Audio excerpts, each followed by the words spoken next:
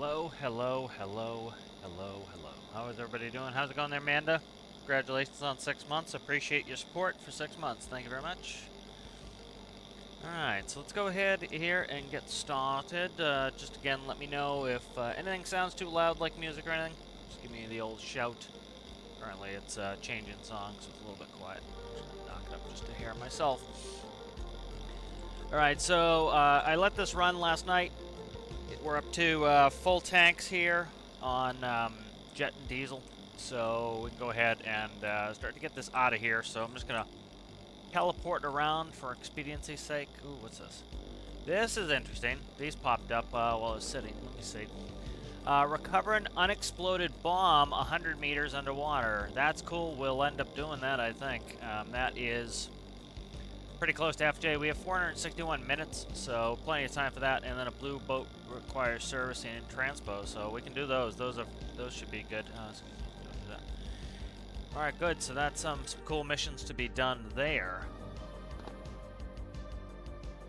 All right, so let's go ahead and we'll grab. I might make. Aside. Let's just grab. Let's see. Let's grab the road train. Let's grab the road train and just go get that fuel. I want to get that fuel going so we can do other stuff. Let's go ahead and grab cab over. And then I think I edited the road train. I understand people not understanding, like, how to basic pressure and physics. I get that. But, like, for example, somebody was talking about how, like, you know, the pressure update broke all of the workshop. And at this point, you know, the mechanics, it was part of a major update. It was not a, you know, it was part of a major update. It was not the DLC. You know, so it's here to stay. It's part of the game. People asked for it. It was on the poll. You know, the community voted for it, and then they reaffirmed it with the community. It's here to stay. And for example, you saw yesterday with the fire truck, it took me 2 minutes to make all the corrections I needed to make it work. As you can see, I don't need all this air relief on here, but I put that on there as kind of overkill and like for my own thing, because like each of these tanks would be baffled off, so I did that anyway. But that's literally all you need to do. You know, so it's, the mechanics are not that challenging. If you're not sure what to do, just go ahead and ask somebody. You know, there's a lot of us in the community who, you know what to do with pressurization, have done testing, or just know from general physics of what to do to, you know, let gas exchange happen. And, you know, instead of just, you know, fighting about it, just ask for some help.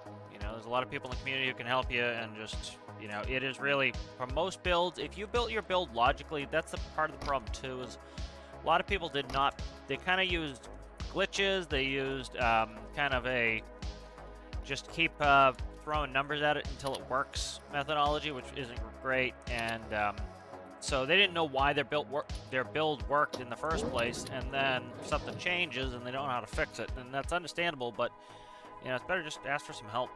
Yeah, because it really doesn't change. It really isn't that difficult to adapt things to the pressure major update, you know. And again, people ask for this. I asked for this. This was something that really adds a lot of new engineering and, you know, realism to the game. You know, things like, for example, I showed before the GIF of them not ventilating a train car.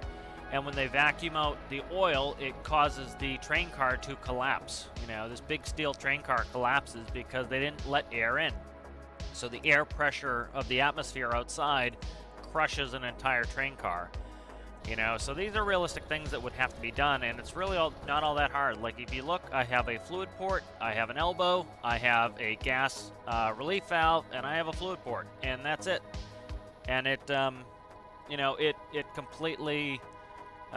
does all the gas exchange required to, you know, make sure that the pressure isn't building in the tanks, and that's about it, you know. And it's, if you have a really tiny build, I can understand it might be a little bit frustrating getting in, but I've had some tiny builds recently. We did the key car, and that has all the gas relief it needs. It's pretty simple, you know. But it has opened up a lot of gameplay, things like more realistic submarines.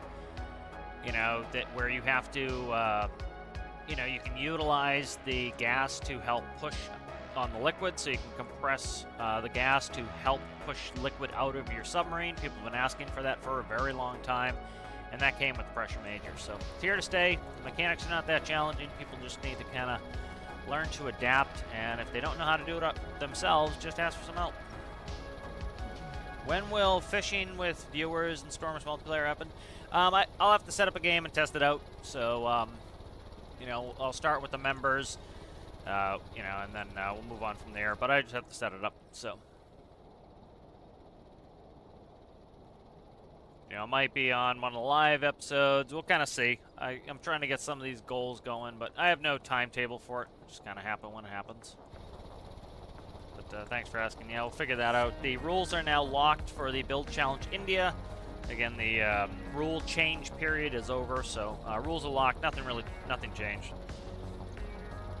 A bunch of people still trying to kind of skirt the rules. The rules are there so that everybody has a fair set of rules that everybody has to abide by.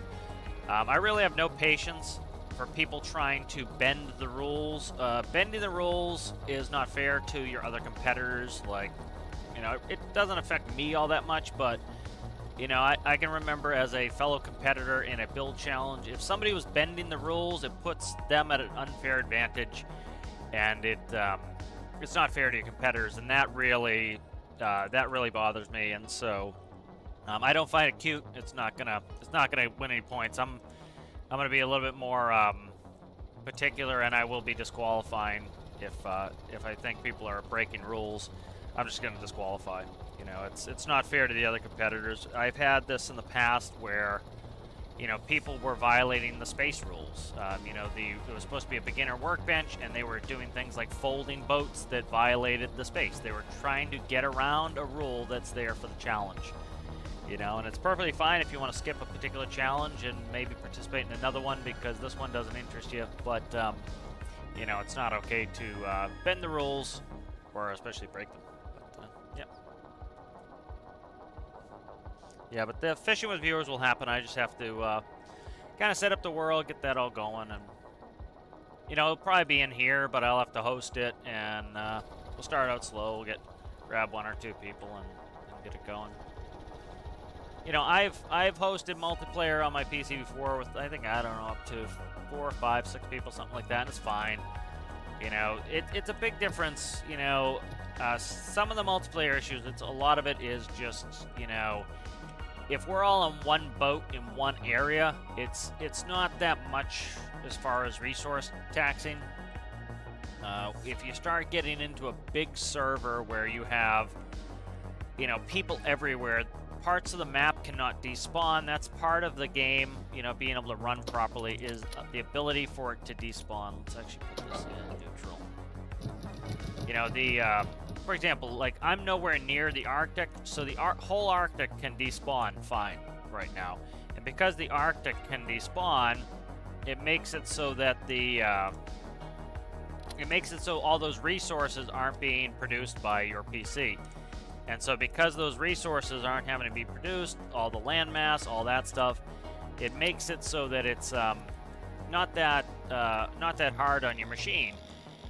You know, when you get in a public server with a ton of people, you know, constantly the PC's having to put the Mire Islands and the Sawyer Islands and the Arctic all in, and it ends up being too much. And so you know, you just can't do it, and that's when you get lag, is the PC just cannot produce every part of the world. Like, most games will cull certain elements of the world when you're not near them, and so you start getting a multiplayer environment where people are everywhere. It really starts taxing your PC, and that will slow things down. So, like, if you do something locally with a small number of people, it usually runs pretty well. Alright, so we're out of oil. I'm just going to start pumping oil again, so this will produce while I'm pumping out. Actually, you know what? I might not do that. Let's do that. That's fine. I'll fill this oil tank up. We'll pump out a little bit. Because I want to add the next stage of this pump is going to be an automation, so that when the pump gets to So when the tank fills, this oil tank, it will automatically shut the pump off. So the pump's, not that I care, it's wasting electricity. I kind of do it for my own RP. But also, you know, it might cut down a little on resources. Not that I'm really hurting on it, but we're going to do that as well. I think these hold, well, I don't even know how much these hold. Let me make sure they're filling. They are, in fact, filling. So if you remember last time when I had this truck out, it was, I forgot to fix the air pressure issues. It will still fill. Now, if you look, as I push the liquid in, it is pushing air out, and this makes sense. Let's do a quick diagram. I gotta sit here and let this fill anyway. So, you know, I saw it this morning. That's why it's kind of fresh in mind. People still, like, complaining about the pressurization major update. It is here to stay. It was a major update. People asked for it. It was in the poll. You know, it's not going anywhere. It adds a lot to the game. I can understand people who may not know how to work with it. It can be frustrating, but it's here to stay. You know, so you can keep complaining about it, or you can adapt, and I think it's better just adapt, man. You know, I think you're gonna eventually find that there are some cool things you can do with it. I'm really excited with all the cool stuff I can do with it. Let's do 10. All right, so let's go ahead and so real basic stuff with some physics and pressurization here. So you have a tank, right? And let's go ahead and do this. All right, so the tank is completely empty. This is a vacuum. When it looks like this checkerboard pattern, that is nothing. Okay, and so let's actually do some more stuff here. Let's go ahead and let's see, line, big thick old line here. Go here.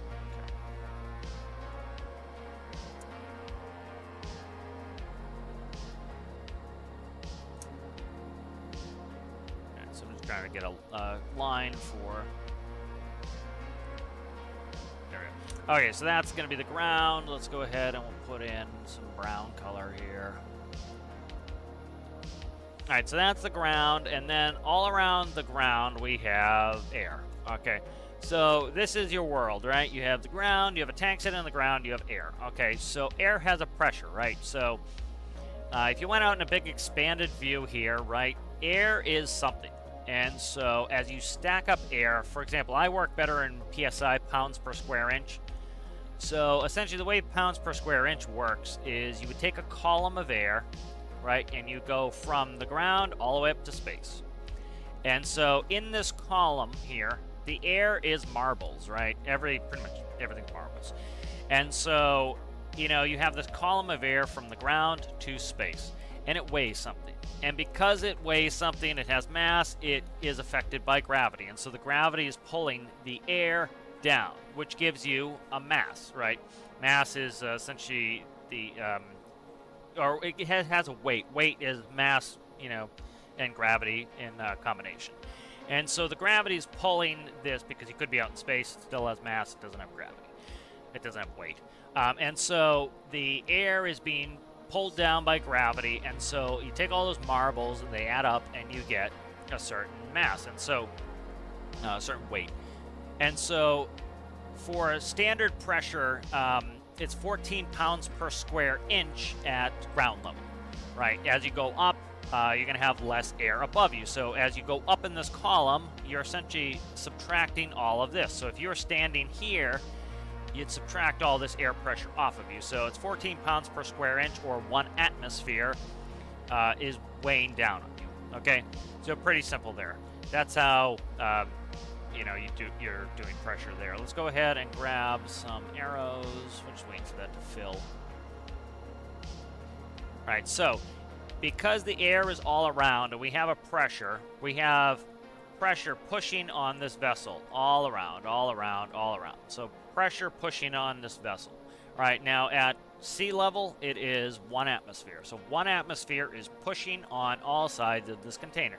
Now, even if this was a nice, robust steel container, if it has a complete vacuum in there, vacuum being void, there's nothing in there, there's nothing pushing back on the other side of the metal. So there's no arrow pushing this way. And so what's going to happen is every square inch, right, or cubic centimeter, or it wouldn't be cubic, it would be square centimeter, I think. Cube, you wouldn't need the cube of it. It's going to be pushing on the outside. Like I said, I work better in PSI.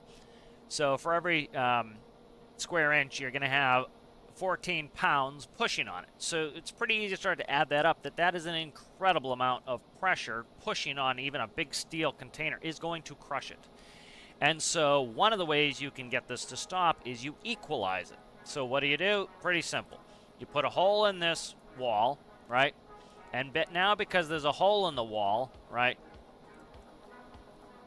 it fills it up. And so now what you have is, because you've equalized the pressure, go back to red, the pressure inside this is pushing at the same rate as it's pushing out. And so what that causes is you've got 14 psi on one side of the steel and 14 psi on the other side of the steel, and the steel is being pushed equally on all sides. Well, it can't go anywhere, and so it doesn't crush. And so now you have this container is not going to break. All right, so pretty simple there. Let's back it up some. All right, so now our vessel is sealed again. All right, so now what would happen if you try to pump in a liquid, right? So if you started pumping in a liquid, okay, let's put a line in here. Let's go. All right, so let's say you start to, so first of all, let's talk about what is in here. So right now there is nothing in here, right?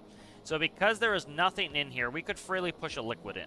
So we could just go ahead and we could pour water into this tank, and there'd be nothing resisting it because it's a vacuum in there, all right? And so now this container would not crush because the water inside is, as the air is pushing on the steel, the water is pushing back. It has that resistive force, okay?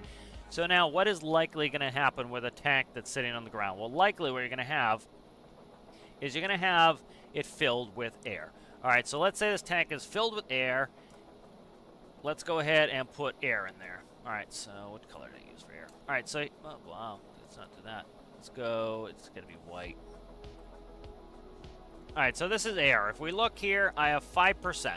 All right, so most of this, you know, and that's the whole thing why a liquid is non-compressible and a gas is. Let's try to do that. Okay, so this is better. So if you see, we have 5%. So 5% of this space are these blue dots. That's our air, right? It's the molecules of air. There's a lot of space between them. Because of the space between them, we can compress and push them together, okay?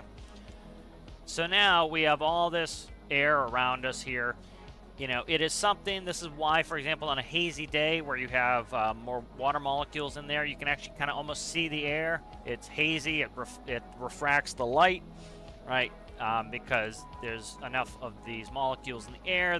Sometimes they bloom depending on, like, if you get freezing fog, you'll get bloom and everything else. But so anyway, here you have your air molecules in there. All right, so now let's fill this with a liquid. So what we're going to do is put a tap on the side of this right here. What am I doing with that? Get rid of that. All right, so let's put a tap on the side here. What is that doing? Okay, I see what it's doing. All right. All right, so here's a tap on the side, and we're going to fill this with a liquid. All right, so this volume, all these marbles are actual things. People will often consider that air is nothing. No, air is something. It's these little blue dots. That's your air molecules, all right? So as I push this up, right, so let's see. Let's say that we fill this up 25%, okay? Oh, let's just do 50. We'll jump ahead, so it's not taking me 100 years to do this. But let's say there's about 50% of the tank's volume is right there. All right, let's hopefully I can went over this and it will fill. Okay. So now we're going to fill this in with water. So liquids are generally considered non-compressible. There are some extreme cases. In game, we can compress liquids. All right, but they tend to be considered non-compressible, which means that you cannot. The molecules are already touching, so you cannot push them together any further. All right, so there is my liquid, non-compressible liquid there. Okay, so what's going to happen up here? If we go ahead and will this let me do it? It will. Okay, good. So now we have, it's going to be annoying here, but let's just do this. I have to delete off this air volume. I should have done a layer, but we'll delete all this air out. Okay, so now we filled 50% of this volume, right? And so my air was at 5%. So we've taken the air and we've compressed it into a volume that is half the size. So now our percentage is 10. All right, so now our air has gone up to 10%. So if you notice, the dots are twice as close together, okay? So we're now up to, the air is now compressed. So where it was 1 atmosphere before, it is now at 2 atmospheres. We've put the same amount of air in half of the amount of space, all right?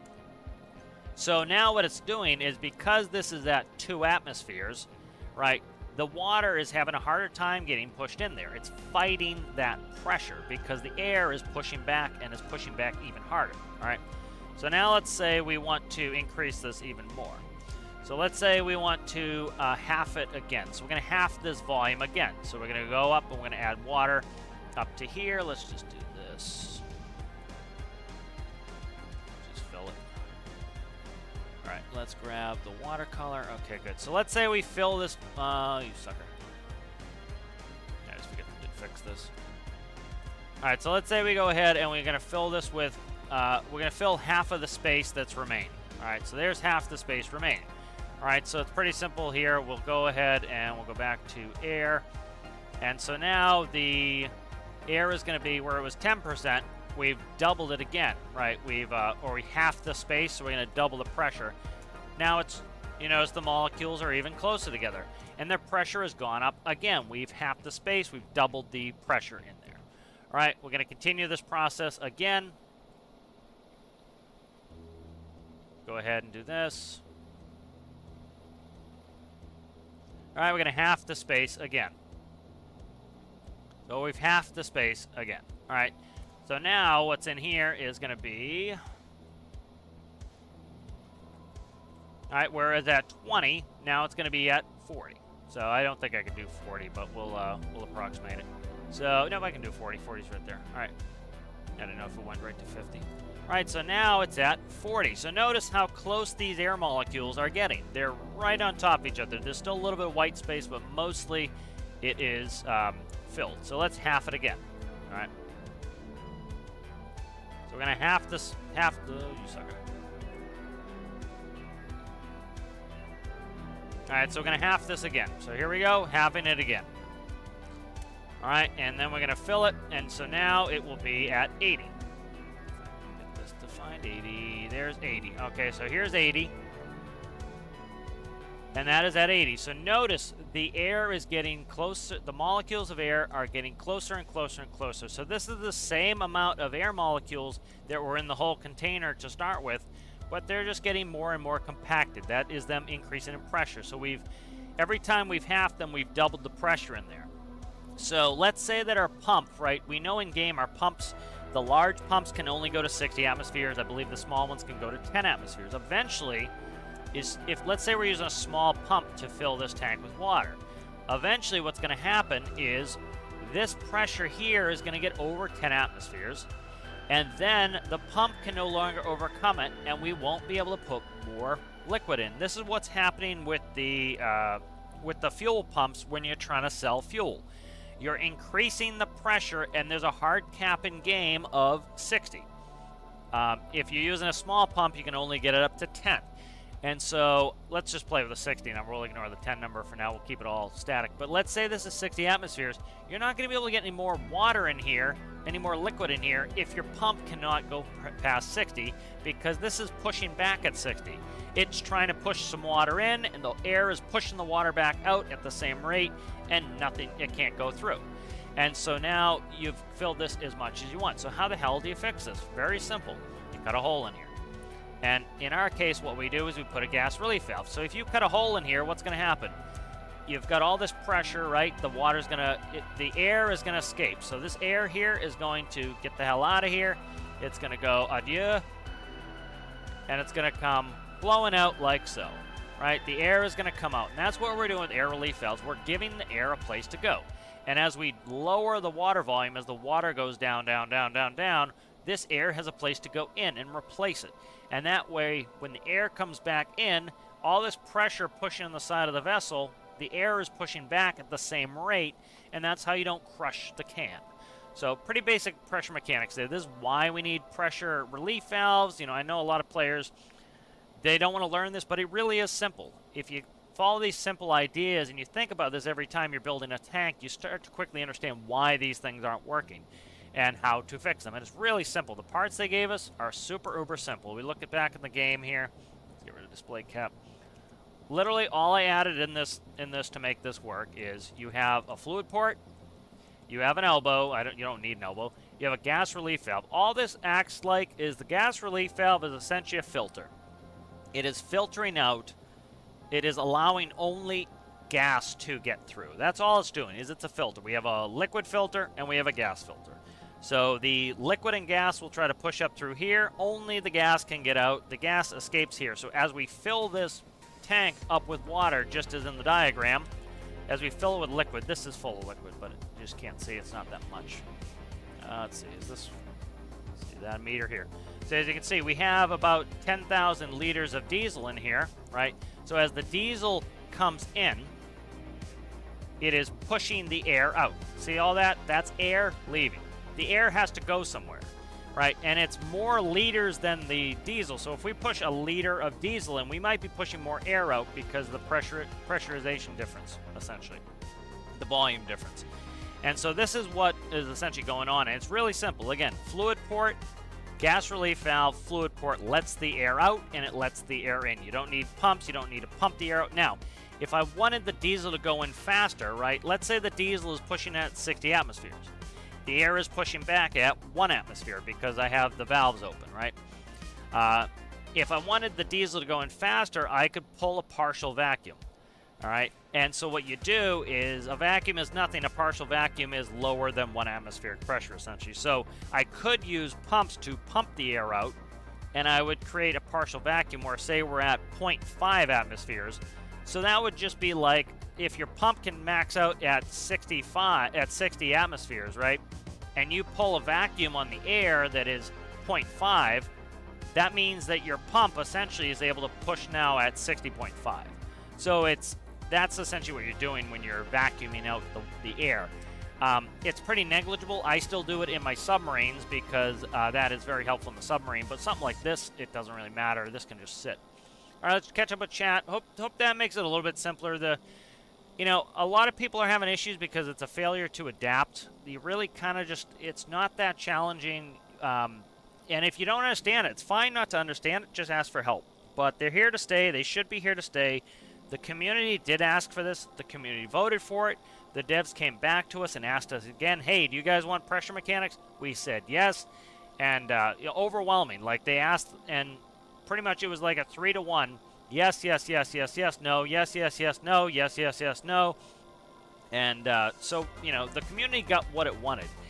Just because, one person may not want that doesn't mean that the overall community doesn't want it. And so it's really not all that challenging to fix some of these things, especially from the pressure in your builds. And if you struggle, just ask for help. Let me see some of this. How's it going there, Citrus? Good to see you. Yep, yeah, multiplayer fishing, we'll end up doing that. I have to just play with it. If I can get it to launch today, we can do it today. I just need to check it, and we'll get some people in.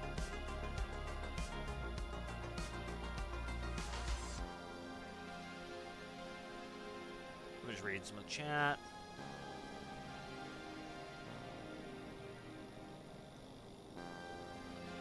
How's it going there, if I could speak, that would be great. How's it going there, Rasmus? How are you? Good to see you. Yep, thank you, Amanda VR, for the 6 months. I appreciate that.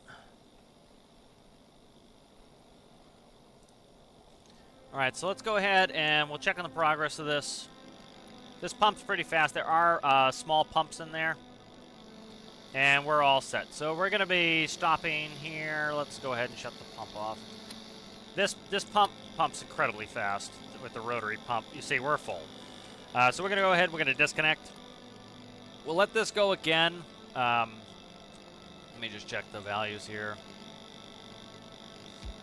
Okay, so it's pretty cold right now. Let me see what it's doing. Let me see its volume. Okay, I might have a problem with this. I'm probably going to have to despawn this. I took out the recirculation loop. I will do a new video.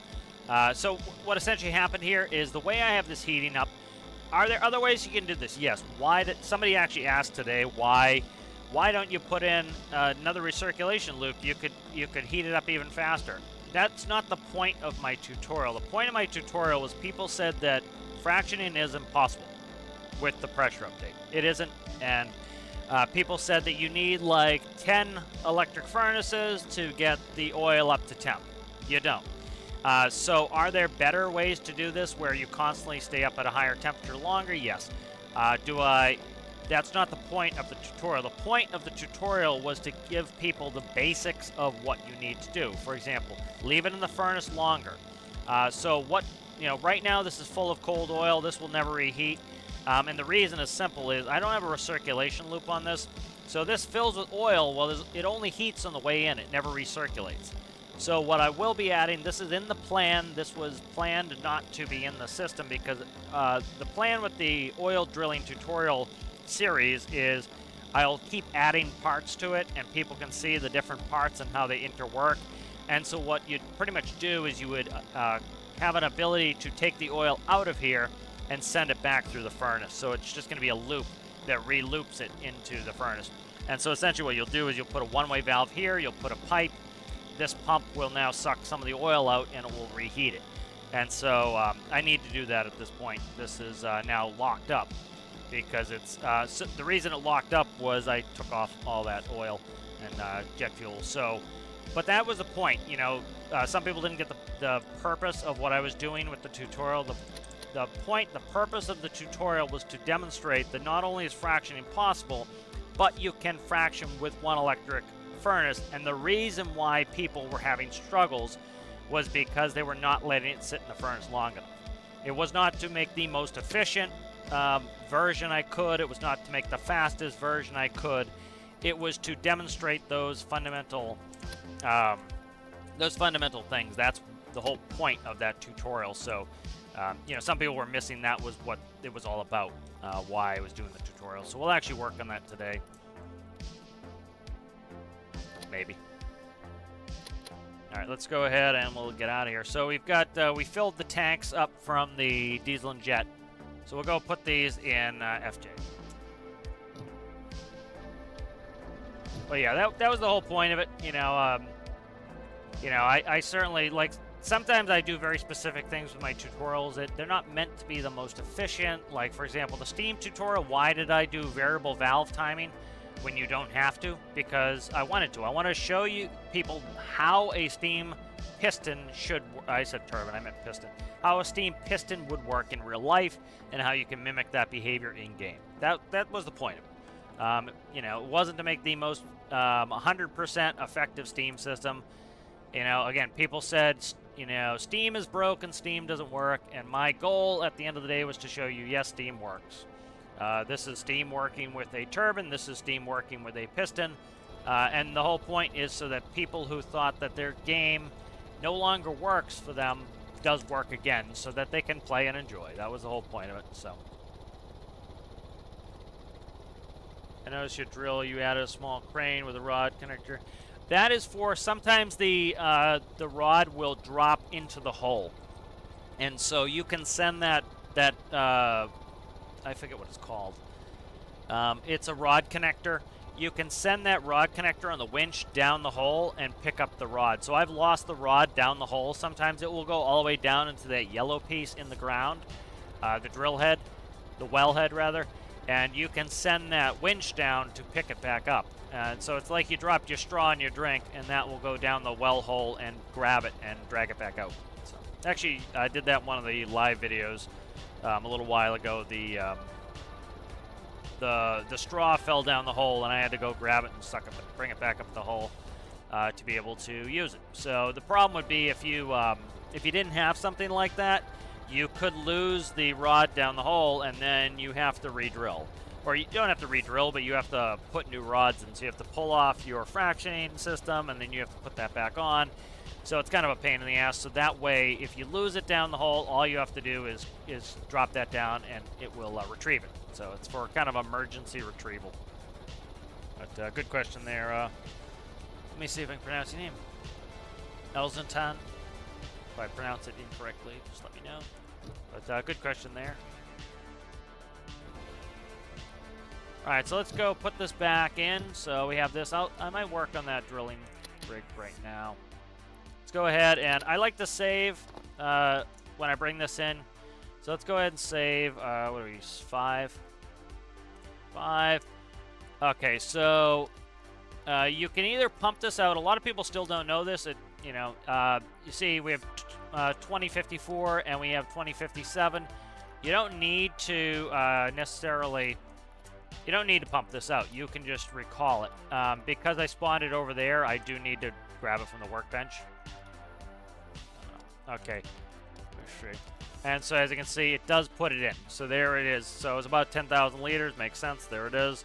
There it is. So you don't have to pump out if you don't want to. You can just despawn it in.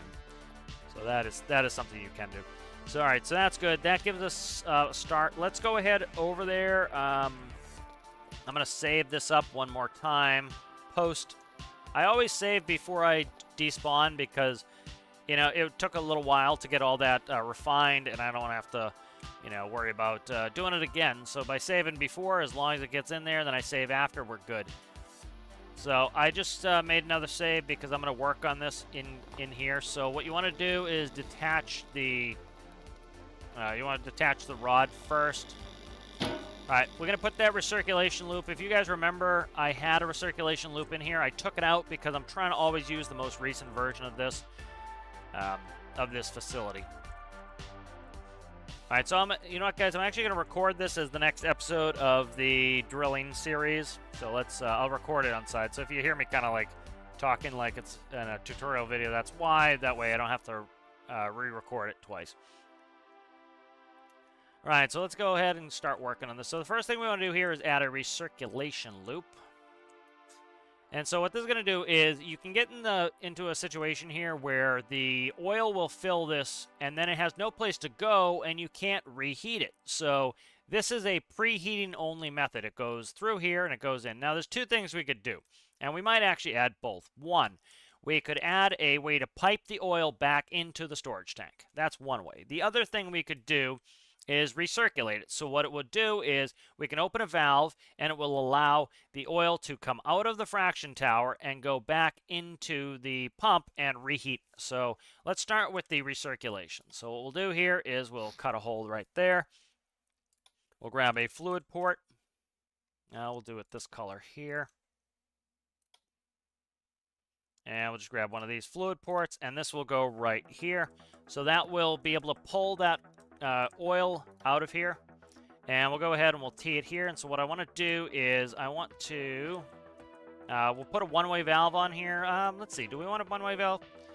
I'm trying to decide. We might be able to. Let's do a test. Let's see if we can do a T-piece, and we might be able to push it back into the tank if it fills. So let's do this. Let's do a T-piece. Might want a one-way valve. Let's do a one-way valve. Let's do that. All right, here's a one-way valve. All right, good. So now that allows the oil to come out of the fresh tank because that's going to keep cooling it off and chilling it. So this will make it so that it will go and will recirculate that cold oil. So this will allow us when we open this up to send it back. So what I'm going to do is just, I think I'll add a manual valve on here, just kind of make it a little bit more interactive. Like so. All right, you want to check these valves. They are monodirectional. They're one direction. So here's fluid out. That'll be fluid in. Perfect. That is where we want it. All right, so now if we ever get in that situation where we fill this up with oil and it's not heated and it cools down, then we can recirculate it. So we'll go ahead and we'll do a quick test on this. Let's see. Yep, let's go ahead and we'll test it up. All right, so we'll start pumping. All right, and I'll start the system up. And so I'm not going to pump out the jet and the diesel. We're gonna let this fill up. It's gonna cool off in there. Now before, because the system was set up as a preheat only, once it gets in the pot, it doesn't take on any more heat, and this could cool off, and we would never be able to reheat it. Now what it's going to allow us to do now is we can open the valve and it's going to allow the oil to come out and then go back and reheat. Probably should have put a variable valve on that for reheating, but we'll test it out like this. might need a variable valve, now that I'm thinking of it. So we might send it back to the sump as well, that's a thought. So we'll play with some ideas here.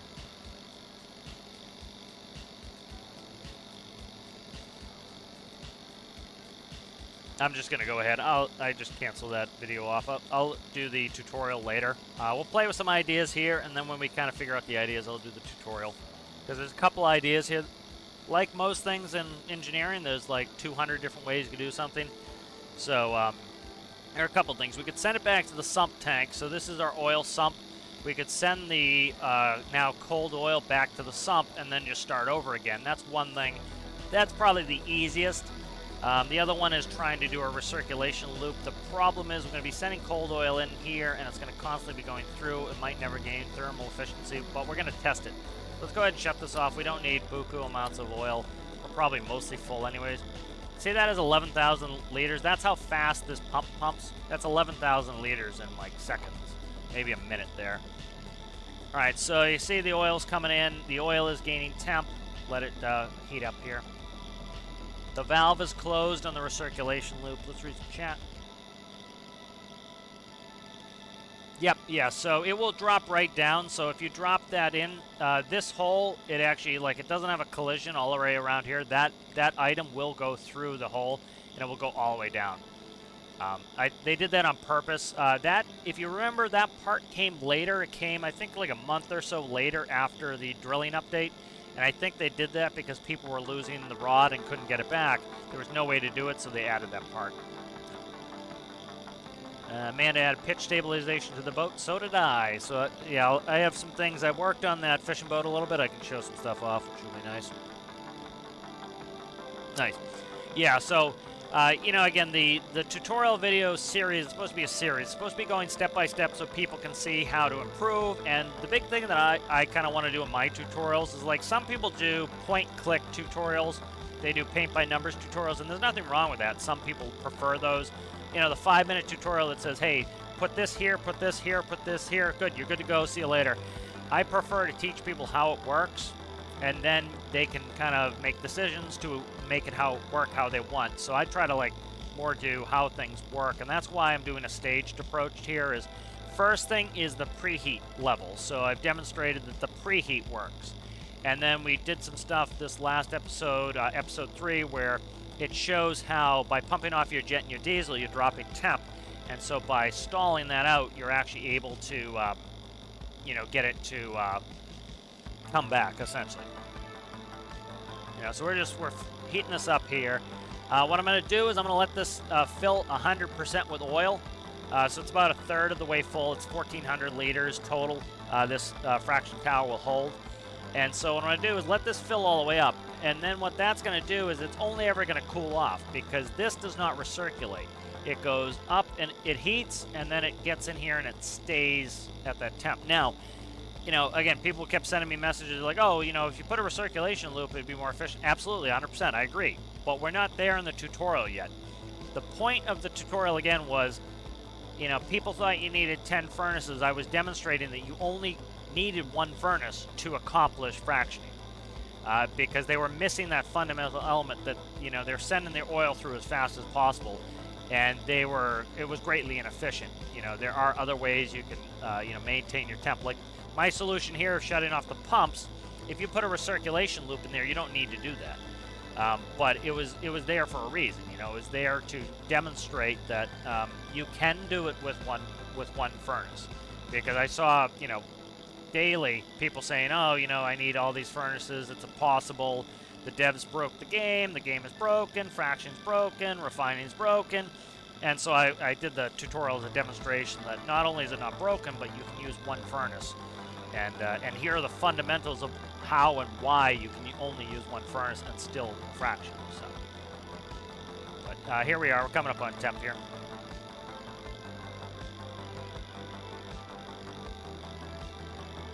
So really, I don't even care about the temp right now. What I'm trying to do is fill this up, and then we're going to test the recirculation. Any benefit to preheat the big tank? I don't think so. Not really. Like you could put a preheating on the oil, But like for example, this tank here, it's large, so likely it's going to cool off pretty quickly if it has thermal degradation, kind of like it would IRL. Um, but I would rather just heat it at the source here. The other thing too is I don't know if this will. I don't have a temp probe in there, but I don't know what the temperature of the oil is as it comes out of the ground via up in the ambient temperature. I think it's just better to heat it here. And again, I don't want, the whole point was not to have 200 furnaces. The point's to demonstrate one can work. So yes, there are more efficient ways to do all this. All right, so see we're over 310, it's fractioning. Okay, I'm just trying to get the volume up. So actually, let's do the, let's do the fill, screw it. I can read what it's doing. So right now we're at about 960 liters. So once this fills up, I'm going to go ahead and we're going to let it cool off. It will cool itself off. Let's put it that way. If the diesel and jet have no place to go, they're going to sit in here. They're never going to reheat, and then this is going to cool off. So I'm, at some point, this system, a preheat only system, yes, broken. A preheat only system will cause it to lose temp if you do not remove the hot oil, because the hot jet fuel and diesel, because you're never allowing it to put in new. Eventually, when this fills, this will not put in any new hot oil. It will stop, and because it will come in here and it'll push. There'll be 60 atmospheres of pressure in here, so the oil cannot come in. It's like, if you're pouring hot water into a pot, eventually when it gets full, the pot's going to cool off because you can't add any more hot water. And so that's when we're going to test out the recirculation loop. So we're looking for these to be about 1440? Yeah, so about 720. Once these hit 720, this will be full. We'll see the numbers stop climbing. So we're not going to pump out at all. And then we're going to go ahead and we'll try the recirculation loop. The other thing, again, like I said, is we could make it so that this will pump back to the sump, which being the oil sump here. And if we pump to the sump, that would essentially be recycling. So you just pump it back to the source and start over again. But this system, what we're hoping here is now, once this cools off, we just open this valve. It will now keep taking it in, and it will eventually heat it back up. So I'm trying to come up with simple solutions that people can understand too. That's something I need to do in my tutorial. Okay, look at the temp. Okay, it's going up again. Let's see. We're getting close to where it's going to struggle to keep heating, because this oil in this volume is going to cool off, and so we're just adding more warm water. It's like, let's say you put a pot of water in the stove, right? You have the heat on in the pot, right? Of course it's going to stay hot. Now, if we took boiling water from a hose and we poured the boiling water in the pot, it is eventually going to just continually lose temperature, because we're adding boiling water, but there's nothing to sustain the boiling. And so eventually it's going to lose temp. And so I do these types of things. They're a little bit roundabout, and they're roundabout on purpose, is so that people can understand the mechanics. Because once you understand the mechanics, you can come up with your own unique solutions to things. So like these questions are good. People ask them, well, wouldn't it be more efficient to put a recirculation loop? Yes, that is a person showing that they understand the mechanics. So my goal is kind of the people who don't understand the mechanics is to teach them the mechanics. Look right here. So see the temp going down? Makes perfect sense. Just as I predicted, was the temp was going to go down because all we're doing is adding new hot oil. And this is going to stall. And it's stalled. All right, so we're stalled out. So now we'll open up the valve. We'll see if this is enough. It may not be. So what we're doing is we're giving the oil a place to go. It's going to go back into the heating loop. All right, so notice as we get below temperature, all this is doing is converting the diesel and jet back into oil. And let's check the temp. Temperature is reheating. There it goes. All right, so just as we predicted, right, we needed to let some of that cold oil out to put it in recirculation loop. Now we'll see if it's enough. It might not be enough. I need to get this. So we need to try to get it back up over temp. So really, it looks like it's going to work fine with just a simple recirculation loop. Again, I'm trying to make the system as simple as possible, as light as possible, with as few parts as possible to demonstrate this is the bare minimum you need. If you want to do more, great. More power to you.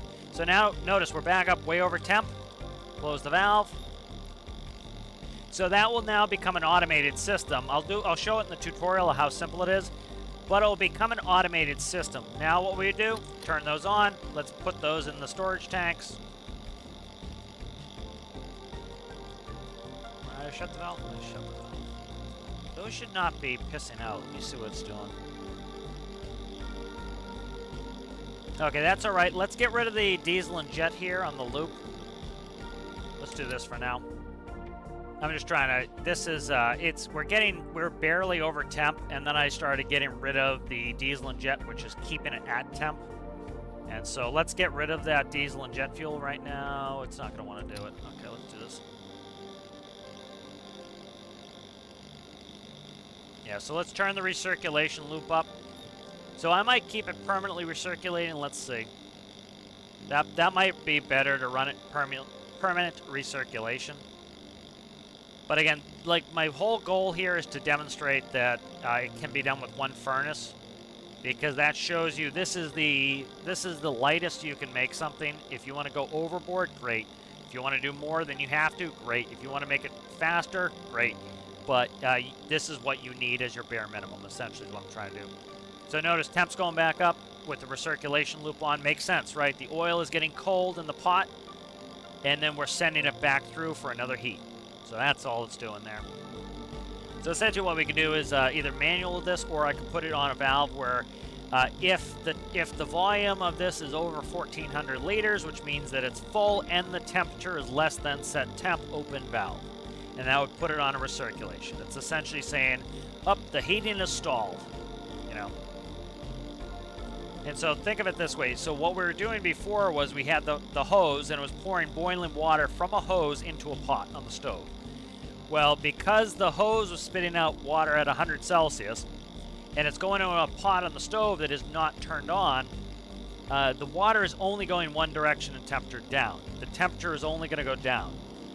Now, if we turn the stove on, which is what the recirculation loop's doing, now we're pouring boiling water into the pot. Stand by.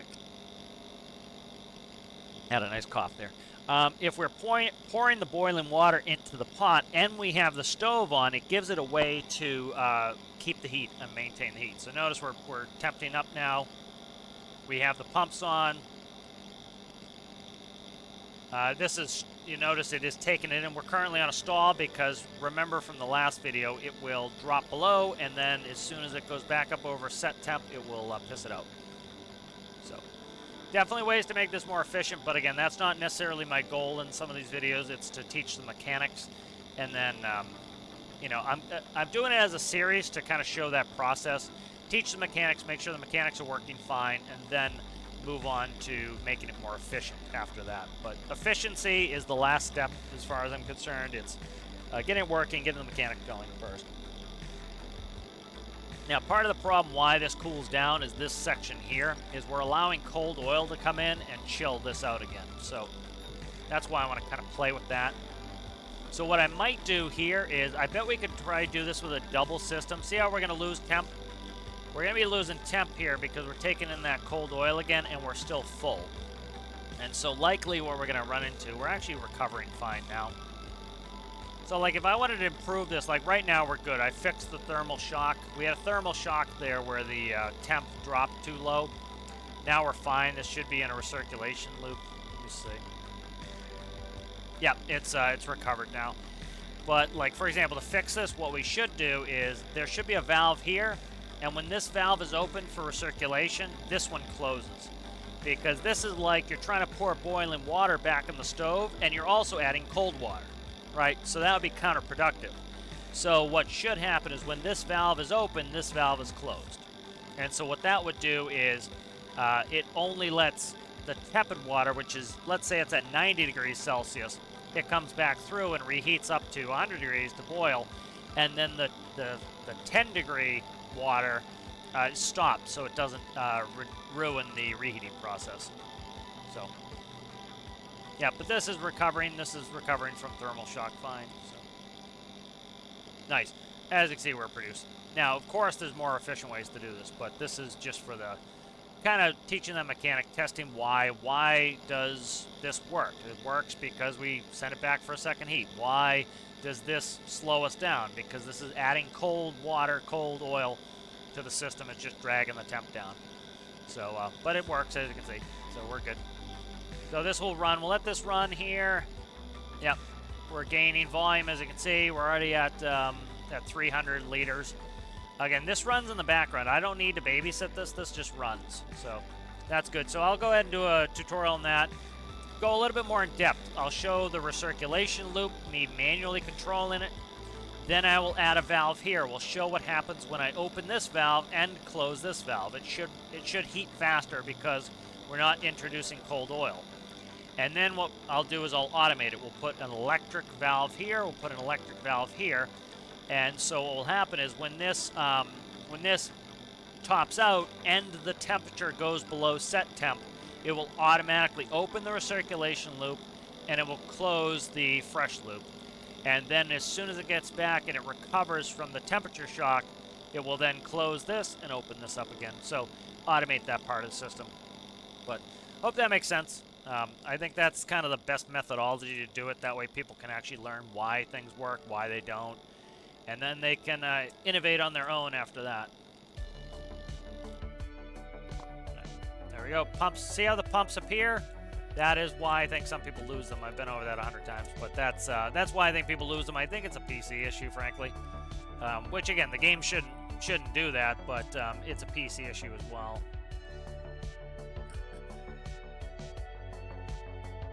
Even in refining stage, my rod will spin and drill on its own.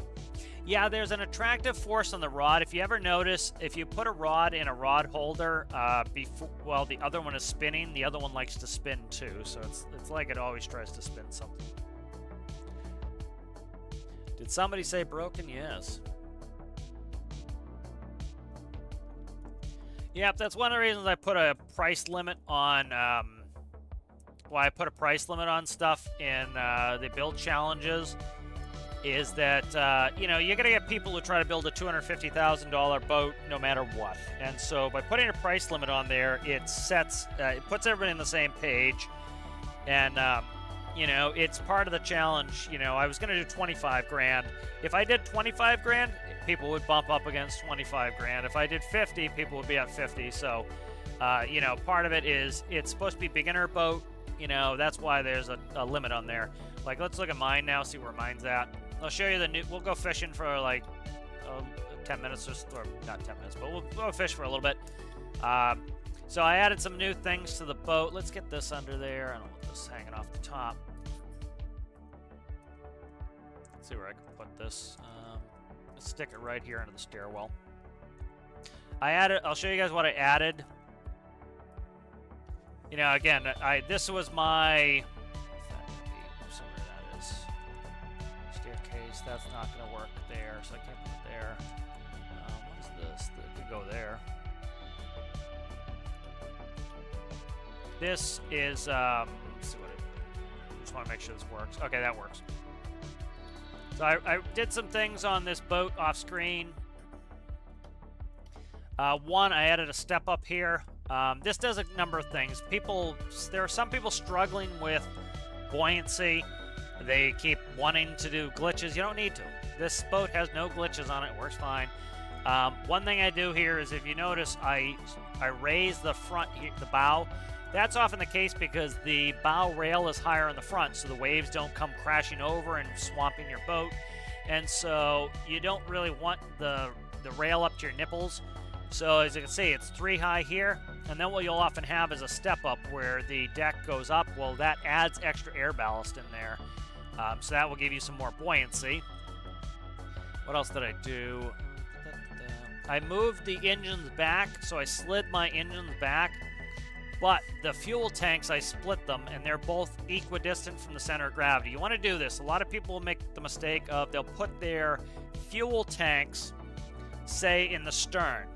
And then they'll balance their boat when the fuel tanks are full. Well, the problem is you're going to burn fuel. So as you burn fuel, you lose the mass of the fuel, And now the stern sits too high in the water and the bow dips down. And so what you want to do is put your fuel center of gravity. This is the same reason why planes have fuel in their wings, is so as you burn the fuel, the plane just loses mass at its center of lift. And same thing here, so it doesn't create an imbalance. And so what I did was add a stability weight, and the reason is I'm probably going to add a little crane in here at some point. So this got a stability weight. It's quite a bit of weight. As you can see, 1, 2, 3, 4, 5. That's 10. Not quite 10. It's about 10 of these, which is, what are they, 30s, 40s? I think they're 40s. I think battle cannons are 40. 40. Yeah, so that's 400 mass on a sliding weight around there. It's a little bit less. And that is so in case I add a crane, but that also does roll stability. I added, changed up just the way these look a little bit. Added my stern fins, which are run by an altimeter. I added bow fins. They don't have their XML piece in here yet, which will just be for cosmetics only. But that will get one XML block to cover it. Again, that's why I do XML, why I allow XML cosmetics is if you want to cover fins and stuff, you can, but you can't XML performance. Like, you want to make one fin that went across, that's fine, but it can't be a fin that is 10 times as strong as it normally would be. That would be cheating. But, so that has bow fins. That's for tilt. We'll go test it out. Works really well. 100% wind, no problem. Interior, I put in a little bit of a... I haven't put a door on there yet, but it has a... I raised the floor. This also makes this boat more buoyant. It adds more air volume because I raised the floor by a block. Also, I preferred that to have a 2-stage where this is taller. It became a mess with getting everything to sit in here right. But this is storage. We have a couch. Have a little bit of an end table, which is going to have storage in there. A little bit of a platform for driving here. So let's go ahead and spawn it up. Hopefully I plugged the electricity in. But this is super stable now with all the stability systems. Need to do lighting, a bunch of stuff there. Let's go ahead and put this fish in here. We'll go play with some, show you the stability system. So it does have that weight in there that will do roll stability. But like I said, I'm probably going to end up adding, I do need to pid tune the bow fins. As you can see, they're lifting me out of the water. Oh, you know what it is? I know what it is. Okay. Bring that back. I didn't hook the electricity up. I tested it with infinite electricity, so these need to be hooked up. I do need to do pid tuning on this. These are not hooked up at all. Okay, so those are plugged in. Anything else that I unplugged? This, I don't need the lights plugged in yet. Antennas I do, that's fine. Door is good. I haven't hooked up the door here for that little cubby yet.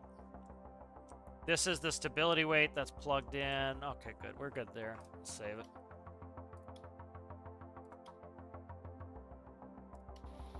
Go fishing for a little bit. Alright. So this, now those front fins should be working. They need to be pid tuned. This was the same system that was on the new home ship. So as you can imagine, the dynamics of the ships are different. But as you can see, that does, needs a little bit more bite in the front. Probably a little bit higher p-value in the front. But let's kick on 100% wind. So the worst case scenario for wind is going into the wind because we'll try to lift the boat up. So this is 100% wind. I want to answer somebody's question they did in the... they asked as well. They say this is 100% wind, no problems.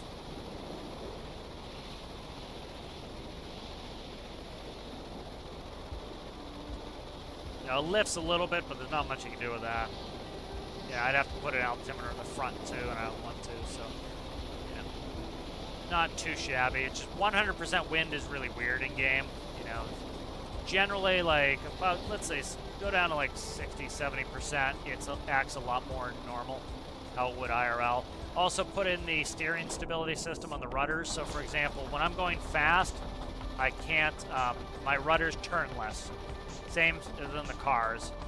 You know, because you're going to have the hydrodynamic stability where, you know, you're trying to push the water out of the way by turning too fast, and the water is going to resist the motion of the boat. So, like, if you try to crank the steering wheel over at full speed, the boat is going to turn in a larger arc because the momentum is going to push you out of the circle, and the water is going to resist your motion. And so you, essentially that's what this is simulating. The faster you're going, it's going to limit the angular momentum. So it will give you an angular momentum maximum of 1, essentially. Turn the wind down a little bit. All right. I've been overriding the weather for a little while here. Let's go ahead and stop. We'll fish for a little bit. See if I can bring people in on fishing. I dumped my fishing rod somewhere, didn't I? The hell did I dump that fishing rod? Probably over by the rig. But yeah, so this is what I've done on this so far. So we'll work on this a little bit. Let's do this instead. Let's bring this back. I'll just drive back, and then I will we'll work on this for a little bit, and I'll try to bring the members in for a little bit of multiplayer fishing, and then yeah. So I want to get some lighting on this. We'll do a little bit of multiplayer fishing. But yeah, the main reason I have the stability weight is I really want to put in a crane. And that way, for example, I could load up hoppers onto the deck. So you'd have a hopper, you grab it with your crane, you bring it down on deck, you fill it with fish, and then you put that hopper up. That will allow me to then put the fish on a truck, so I can kind of RP moving the fish via truck. That'll be kind of fun.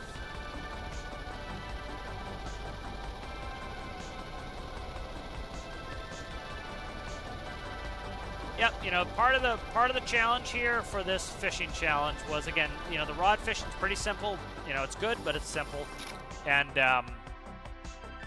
you know, part of the whole goal there was, you know, by putting in a small price, you know, only up to 30,000, and then also making you spawn at the beginner base, it's keeping the boats on the simple side. I wanted the boats to be simple. I wanted them to kind of you know, be easier for people to build so that, you know, some newer players could join in and enjoy it as well. You know, and then that really, like, you have to do some unique things. If your limit was 250,000, you're not, you know, you're gonna have to do a hell of a lot of fishing to justify the cost of a $250,000 boat. A $30,000 boat, yeah, it's pretty easy to justify that. Fill that hopper once is 25 grand of fish. You know, so it's much more doable and achievable. You know, and it also keeps the builds from getting overly complicated. You know, it doesn't need to be overly complicated. Like, you know, let's say we get pot fishing. That would be a boat this, you know, it would probably be spawn a boat in this size, right? You need a crane and a counterweight. The boat's going to get more complicated, you know. And so that's that would be saved for that. Essentially, let's grab lighting. Did I not put in? Did I delete it out? I did. Okay, I accidentally. No, I didn't accidentally. I moved the door and it deleted out my stern light. So I need to put in a new stern light. I'll put that in at some point. Let's go ahead and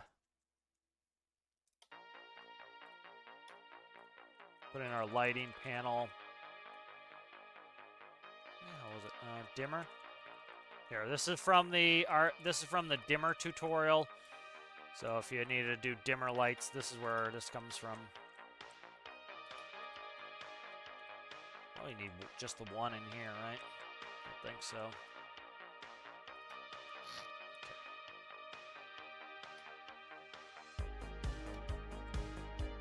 Okay. We'll put the man overboard switch in here, and I'll actually at some point I should do a new tutorial on that. I think I did it in the New Player Career Build series.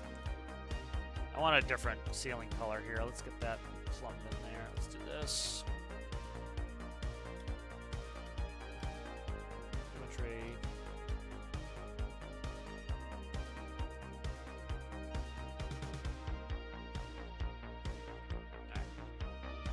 The light in there. Let's plumb it up. I'm going to end up working on circuit breakers and everything else later, but I just haven't gotten to it yet.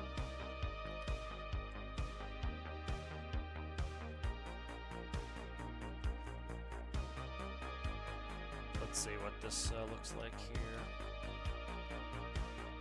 So that's lights dimmer. Okay, so so this needs a flip. Right, that's orientation there, and then usually what I do here is I put the heater on 3. Alright, do a flip switch on that.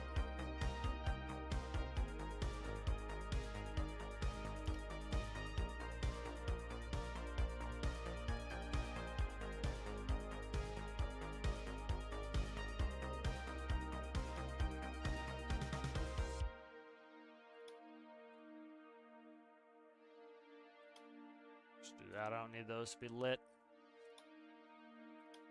We'll do a nav lights.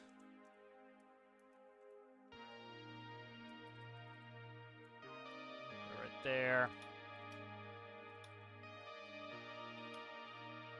Ah, come on. Let's not do that.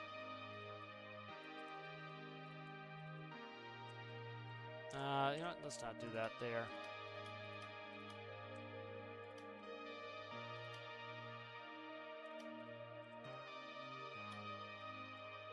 Grab this, stick it over here somewhere.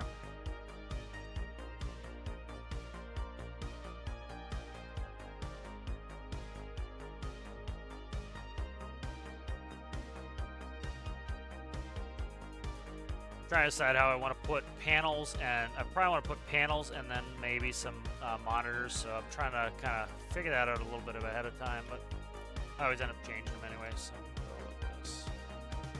go. All right. That'll be lights, heater. I don't know how much space I'm going to need here, so I want to kind of figure that out. Might do something flat here. Might put them along the edge. I haven't decided yet, so I'm kind of keeping that open. All right, but that gets us some lighting at least to start with.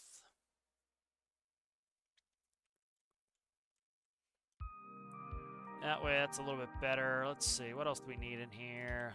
So lights. This. Decide what else I want to put in here right now. Standard compass ball. I think, like, I'm trying to see if the header is going to be good for. I think putting any monitors in here is going to be kind of good. But don't need too much in here yet. I want to kind of get moving on some of the stuff. So, cut this. Where can this go? Anywhere under here. What is this? That's just decking there. That's decking there. Yeah, that's decking there. So come on, get rid of symmetry. Put a sticker right there.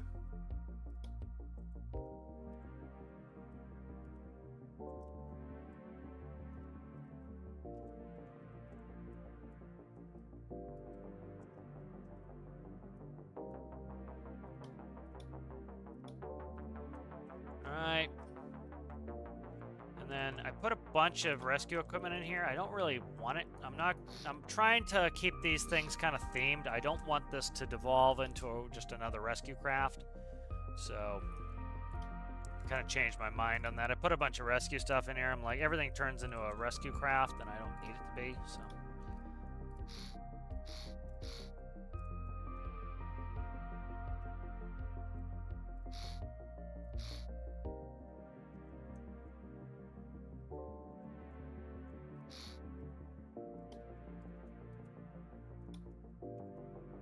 I'm trying to keep this as a fishing boat that is used just for fishing.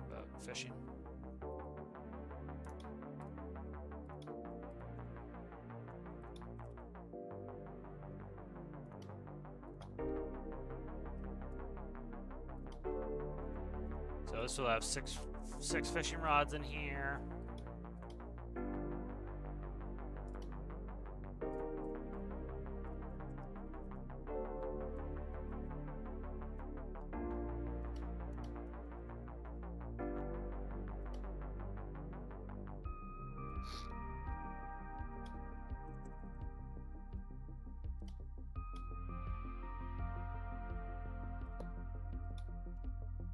Let's do 3.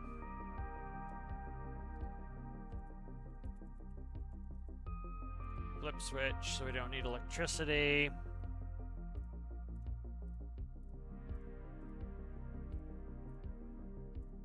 Okay. Let's go ahead and do door, deposit door. There.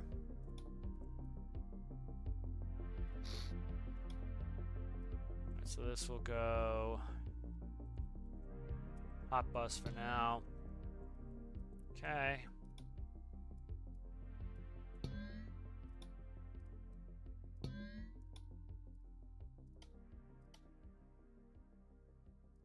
Let's see.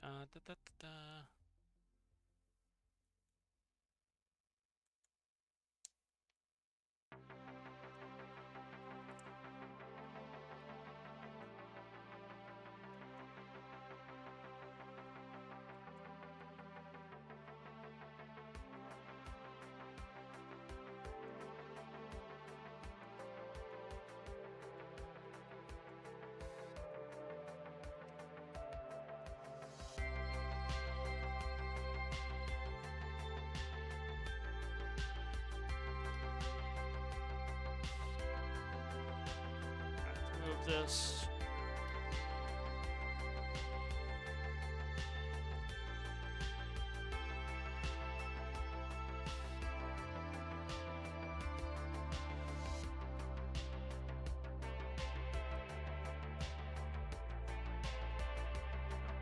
Go there. Sure so I don't screw anything up. Nope, that's good. That's where this one is.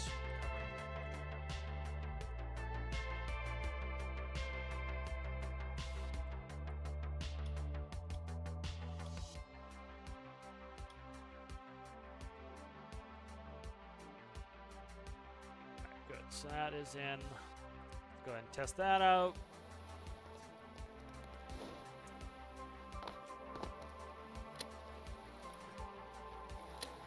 Wrong way.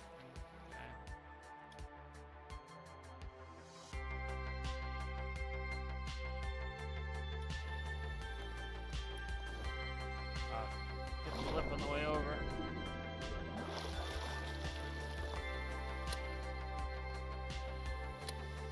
Alright, there's a fishing rod locker there. That's good. Let's check the lighting here. Did I plug this in? Why is the heater doing something? The heater should not be doing anything.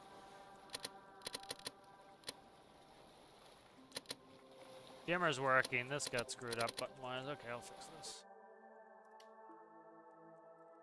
Where's that? That is RGB light dimmer. What's going on with that one? Okay, the numbers probably got screwed. Okay, the numbers just got screwed. All right. I'm gonna make it bigger for the heater.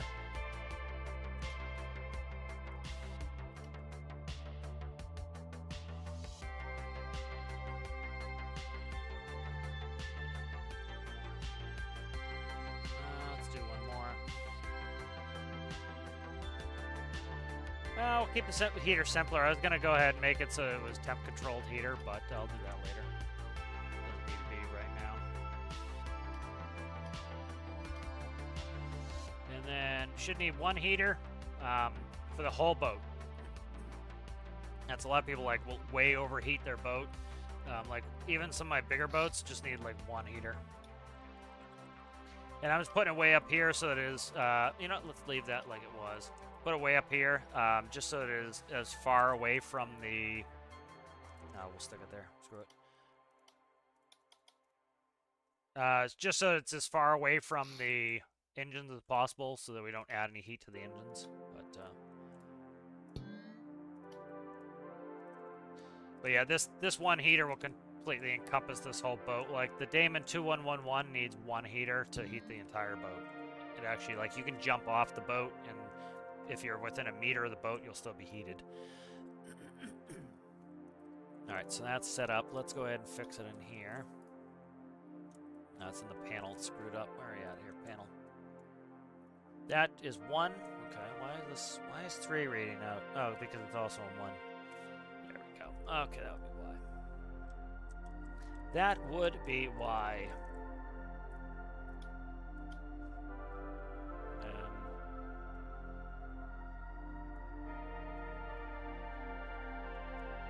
Add this, so that's our heater, so we can go up to the Arctic. Bingo. Alright, Alright, so that's added in. Let's save this. Catch up on chat real quick.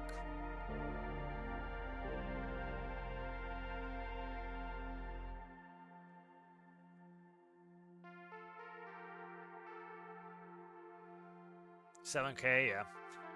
How's it going, Zachy? Just pretty much went and grabbed the oil, the diesel and jet fuel from the refinery. Did a quick little, upgrade on the refinery. I'm going slowly on the refinery, doing tutorials where next was showing a recirculation loop. That's going to be the next part of the tutorial series. Worked on the fishing boat here, and then we're going to do some multiplayer fishing with the members to start. And then I'll start doing more community stuff later with fishing. Yep, sometimes less is more, you know. Especially, like, you know, you can do some cool things for cheap in-game, but, like, you know, sometimes people throw 950 HUDs, and part of the problem, too, is then, you know, when people complain about the game being laggy in a multiplayer session, some of it is, like, those detail elements that are just used for decoration sometimes can just really, really catch up with you, you know. Well, that's good, man. Good fuel efficiency. You don't really have to worry about calculating fuel efficiency. Some people are like taking this too extreme. Is like the whole thing with me and fuel efficiency for this is you might lose a point if it is a 48 cylinder running at 35 RPS. That's it. It's not a huge deal. It's just so people don't go crazy overboard. That's all it is a little bit of a boundary. You might lose 1 point in Spirit of the Challenge. The reason being is in order for me to get 25 grand out of fishing, I need to catch 250 fish. And so if your boat costs 250,000 and it burns like 200 liters a second, it's going to be a pain in the ass for you to try to. You're going to have to catch 2 fish per second to make up for how much fuel you burned. So it makes the boat pretty useless. And so I don't want the boats to be useless. I want them to be actually usable. And so, for example, like mine, it's hard to calculate fuel right now for a number of reasons. But I'm not going in there and I'm not going to check the fuel burn. I'm pretty much going to see, I'm going to look in here and go, okay, you have what are these, 10s? 2 10s. It's running at, okay, what am I running at here? I think I'm running at up to a max of like 12. So I'm running 12 RPS with 2 10s. Yep, fine. If you have, you know, 2 48 cylinders running at 35 RPS, yeah, you're going to be burning a ton of fuel. There's no getting around that. You're going to be burning a ton of fuel.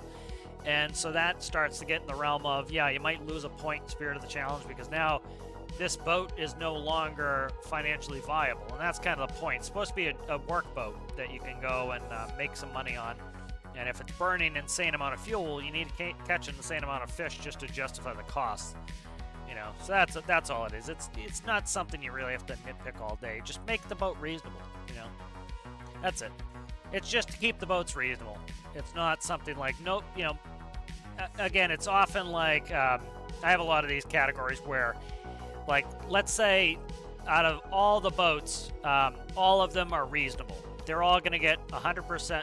They're going to get 10 points in Spirit of the Challenge. Let's say one boat has, you know, 2 48 cylinders running at 35 RPS and screaming and burning fuel like crazy. They might lose 1 point, so they'll get a 9 where everybody else gets a 10. That's the difference. It's not a huge thing. They're not going to get a 1, you know.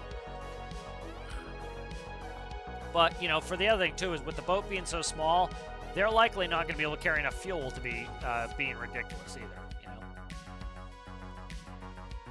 Yeah, but that's all it has to be. It's affordable and economical because, you know, fish, well, you make good money at fishing. You need to catch 250 fish to make 25 grand. You know, so if you burn 300 liters to go out to your fishing area, right, that's, what is diesel going for these days? $2 or $3? Let me look. You know, it's very simple. It's not a huge thing. I'm not, like, dialing it in perfectly. It doesn't need to be.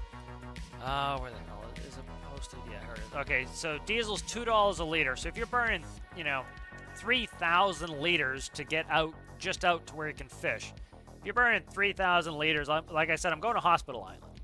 So from here to there, if I go from here to there and I burn 3,000 liters, that's 6,000. I need to catch 60 fish just to pay for the fuel.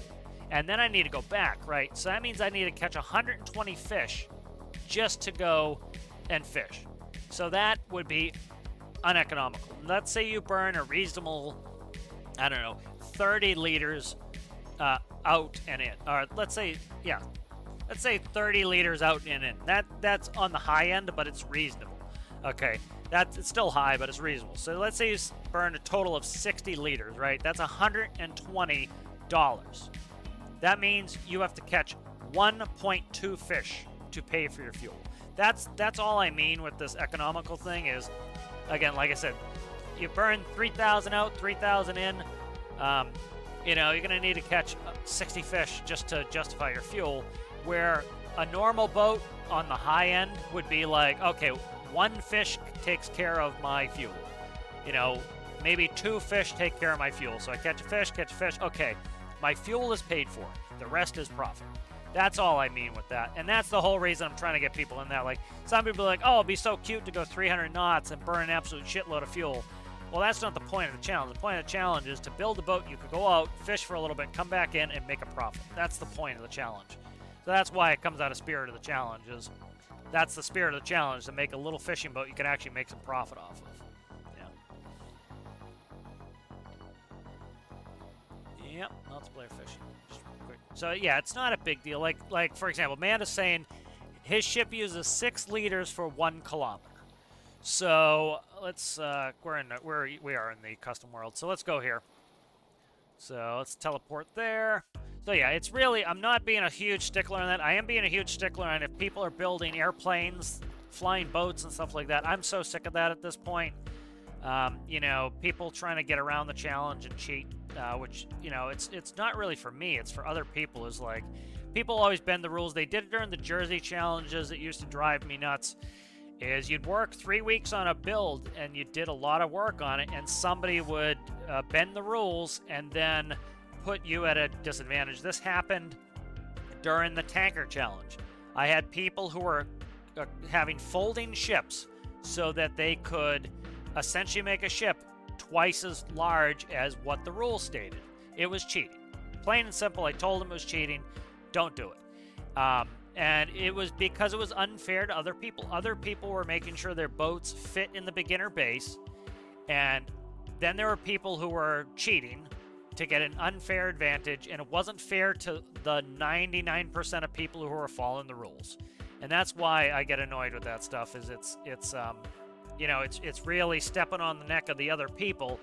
And at the end of the day, I want a fair challenge. I'd rather boot those people than ruin it for the other people, because it's usually 1 or 2 people. That's it. And then it ruins the fun for the other 10 people who participate. I'd rather boot the 2 people and have the rest of the other 10 people enjoy it than it become a zoo, you know? So, like, for example, here's 806 meters. That's as far as it goes. So that's less than a kilometer. Amanda's talking about his boat burns 6 liters per kilometer. What was 6 liters? Let me double check. I want to get it right.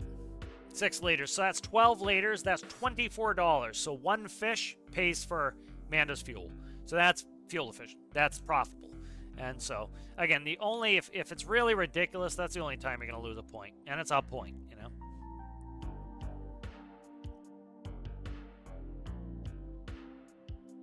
No, it's fine. It's fine. I just reiterated, you know, I don't want people booting up, expecting to jump on. And, you know, I might add extra people today. I just have to see how it goes. You know, if it becomes a pain in the ass or it doesn't work, or like say there's, you know, we have, I think, what, 2 members? We have 3 members, Citrus, Rasmus, Amanda. If you know, if they don't want to or they can't, and it's running well, I'll let some other people on, and they can jump on another time. You know, it's, you know, I just want to test. I try to give the members a little extra for their support. How's it going there, Riggs? Yes, we're going to do it today, Citrus. I'm trying to set it up right now. What's wrong with this picture? 25 watching, 7 likes. Thank you, Lonnie. Yep, if you guys would like the video, that always helps other people find it. I appreciate that. 12-cylinder, yep, let me see. I'm just reading the chat real quick. Single turbine, steamer, no fuel usage. Yeah, there's a... Mine is 4-cylinder. I've aimed like I've got people trying to like ignite their diesel engine to then use ambient temperature to power steam. That's cheating. I'm not putting up with it anymore. You're just gonna get disqualified. You know, make a normal friggin' boat. You know, it's a boat challenge. You know, if you want to build an airplane, wait for an airplane challenge. Go, you know, build it for yourself and wait for the next challenge. You know. You know, there's a reason why I pick some of the things I want. Every once in a while, I make a, you know, the VTOL was very complicated. I had 3 people submit. I was perfectly happy with that. It was a very challenging challenge. And so 3 people participated. And then the next one I had, I think 16 people entered. And so it was a more simple challenge. And so I kind of go, sometimes they're simple, sometimes they're complex. This is a simple challenge. And so if, you know, and I want new players to be able to come in and have a fighting chance to be able to make something simple, you know. And the rule is in now pretty much. It's going to be in most of the challenges. You have to make all your own microcontrollers. There's so many people in the community who said, oh, I've been putting off learning how to build modular engines, and now I finally built it, and it wasn't as hard as I thought, and I've enjoyed it. Like Citrus started building a ton of transmissions. I don't know if it was because of the rule, but, you know, and you start to learn these things, and it demystifies the game, and so that's part of the challenge as well, is learning how to do these things, you know. I'm just trying to finish up chat here. I like the start of this. Yeah, it's like, yeah, I'm not putting up with any of that weirdness. It's like, it's supposed to be normal, you know. It's a normal boat. People will try to like go way over the top. They can make whatever they want for themselves, but it's a challenge. You have to fit within the rules. You can't be disadvantaging your competition. I have no patience for that, because we used to participate in all the Jersey challenges, and you'd have somebody who was bending the rules to get an unfair advantage, and it wasn't fair to everyone else. And so I'm kind of a stickler on that, is boot at that point. You know, you get warned and then you get a boot. You know. I kind of keep a list of the people who are always trying to bend the rules, and you know, they get less of a leeway than somebody like, for example, Citrus violated one of the rules and got disqualified one of it, but he wasn't actively trying to do it, you know, and he's never done it since. And so I know that he's not actively trying to bend the rules. And there are other people who will ask for 900 concessions. They'll bend the rules every time, and then guess what? It comes the day for them to submit their build, and they don't even submit anything. So they cause all these problems, and then they don't even submit. And so it's like, that's one of the reasons why I will change reasonable requests, but a lot of them I don't, because some of these people do not even end up submitting at the end of the day. All right, let's try something here. Let's go back to the main menu. So, you know, that's like, you see this a lot in other people's challenges too. You get people like, oh, can you change this rule? Can you change this rule? Can you change this rule? And then at the end of it, they don't even post it, and the person might have changed the rules for them, and they don't even end up posting, and it's like, why are we doing this? Let's go ahead. I gotta put a password in. Stand by.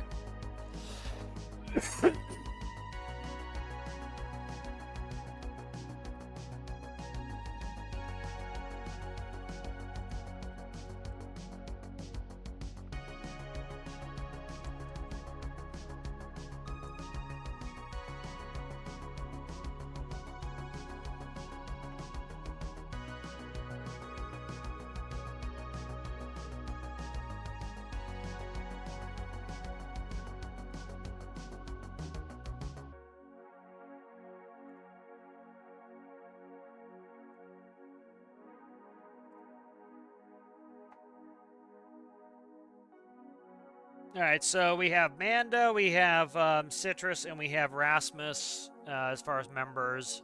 You guys, if you want to come join fishing right now, go ahead. I'm booting it now. Let's see. Who's Rasmus? Are you my friend on Steam? I think you are, but I can't remember. I know Citrus and Manda are. So you guys can join friend through Steam. I've got the password for you guys. I'll send them directly to you if you want to join. Okay, Rasmus, why don't you send me a friend request and I'll grab that. I will send you guys independently the password. I'll send it through Discord.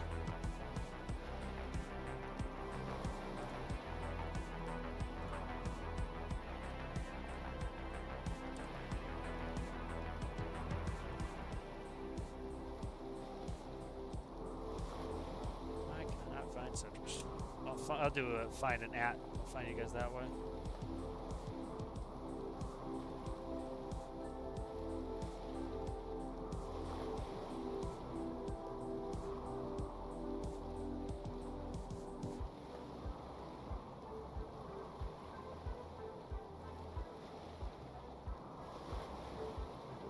Oh, Discord. Sometimes you're a pain in the ass.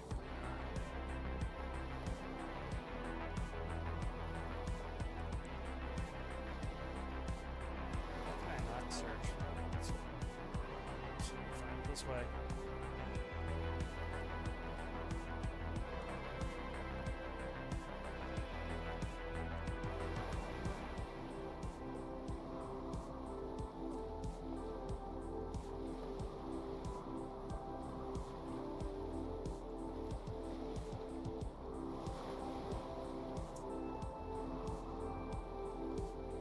I'm just getting this, getting these guys the passwords here. Just bear with me while I do that.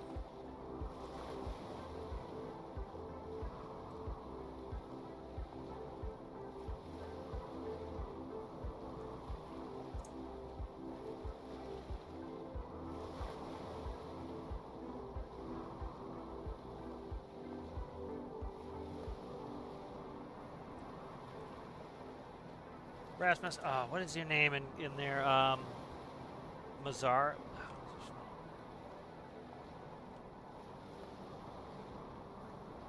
I'm trying to. How do you spell your name on Discord, Rasmus? Oh, there it is. I got it. M-R-Z-Z-A-R-R. Make it easy. All right, I sent you the password. I copied it, so just keep the Mr. Czar. Mr. was it? Yeah, Mr. Czar. Yeah, I sent you it with the caps lock, so it should have that, or with the capital. So make sure you get the capital in there.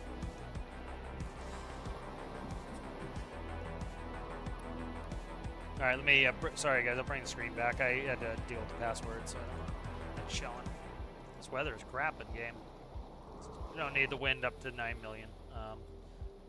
Doesn't need to be off, but it doesn't need to be at 9 million. Oh, okay, that would be it. Thank you, guys. I went offline on Steam the other day. So. That would be why. All right, that should be in there now.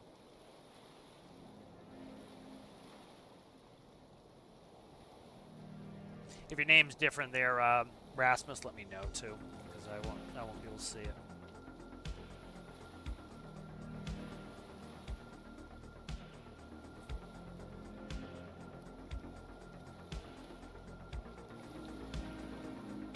Let me know if you guys can see that now. Okay, that's good. That's good, there, Rasmus.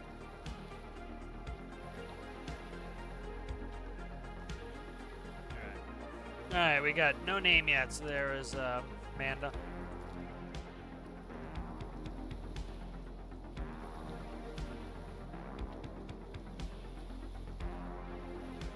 Just read some chat here.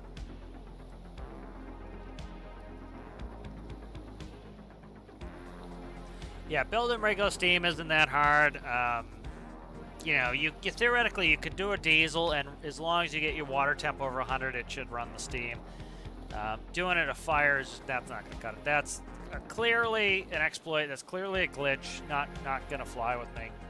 Just yeah, no glitches. Maybe I'll do a weirdo build at some point where you can build whatever you want, glitch and everything else. But most of the time, not interested.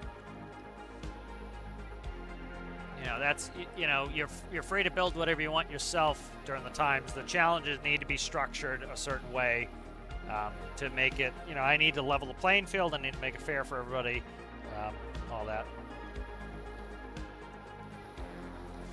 Let's see. Can you, where did you spawn there, Amanda? You check the map. I should be able to see on the map. I don't do multiplayer often, so it's, take me a second to figure out what I'm doing here. I don't see you on the map yet.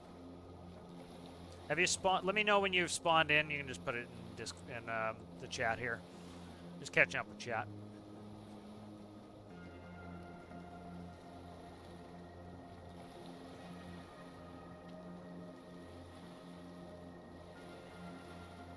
Yeah, I think using your own mic controls is the best rule. It really gets people out of the comfort zone. Listen, I don't mind if you watch my tutorial and do it step by step exactly the way I did it. I have no problem with that. There is. It's that people need to like. It's good. Let's put it this way. It's good to learn how the mechanics work. It's good to figure it out and build it. And the game becomes demystified. Okay, thank you, Rasmus. The game becomes demystified when you build some of these things yourself. Oh, I received 10,000 cash. But do you have it in your pocket there? Wow, I make profit by you guys being in here. Look at that. If you really want to get me some cash, Amanda, why don't you swim over there and go get that crate? It's in the drinky poos. Where'd you go? Oh, there it is. Okay, who's this one? Is this Amanda? I don't have tags on. I don't really want tags on, but let me see. Who's this in front of me? If this is Amanda, jump. Okay, if it's Citrus, lay down. Okay, it looks like it's Amanda. Alright. Citrus, you coming there, sucker? Alright, let's go ahead and bring this boat in. Jump in the water first. You'll break your ankle jumping in the boat first. Did I save it up with all the lights and bullshit? I did, okay.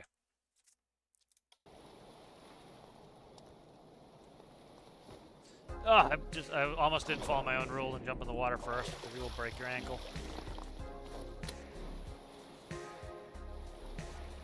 Alright, so this will be a good test of multiplayer too. Again, like I've been saying, here, I can grab a fishing rod.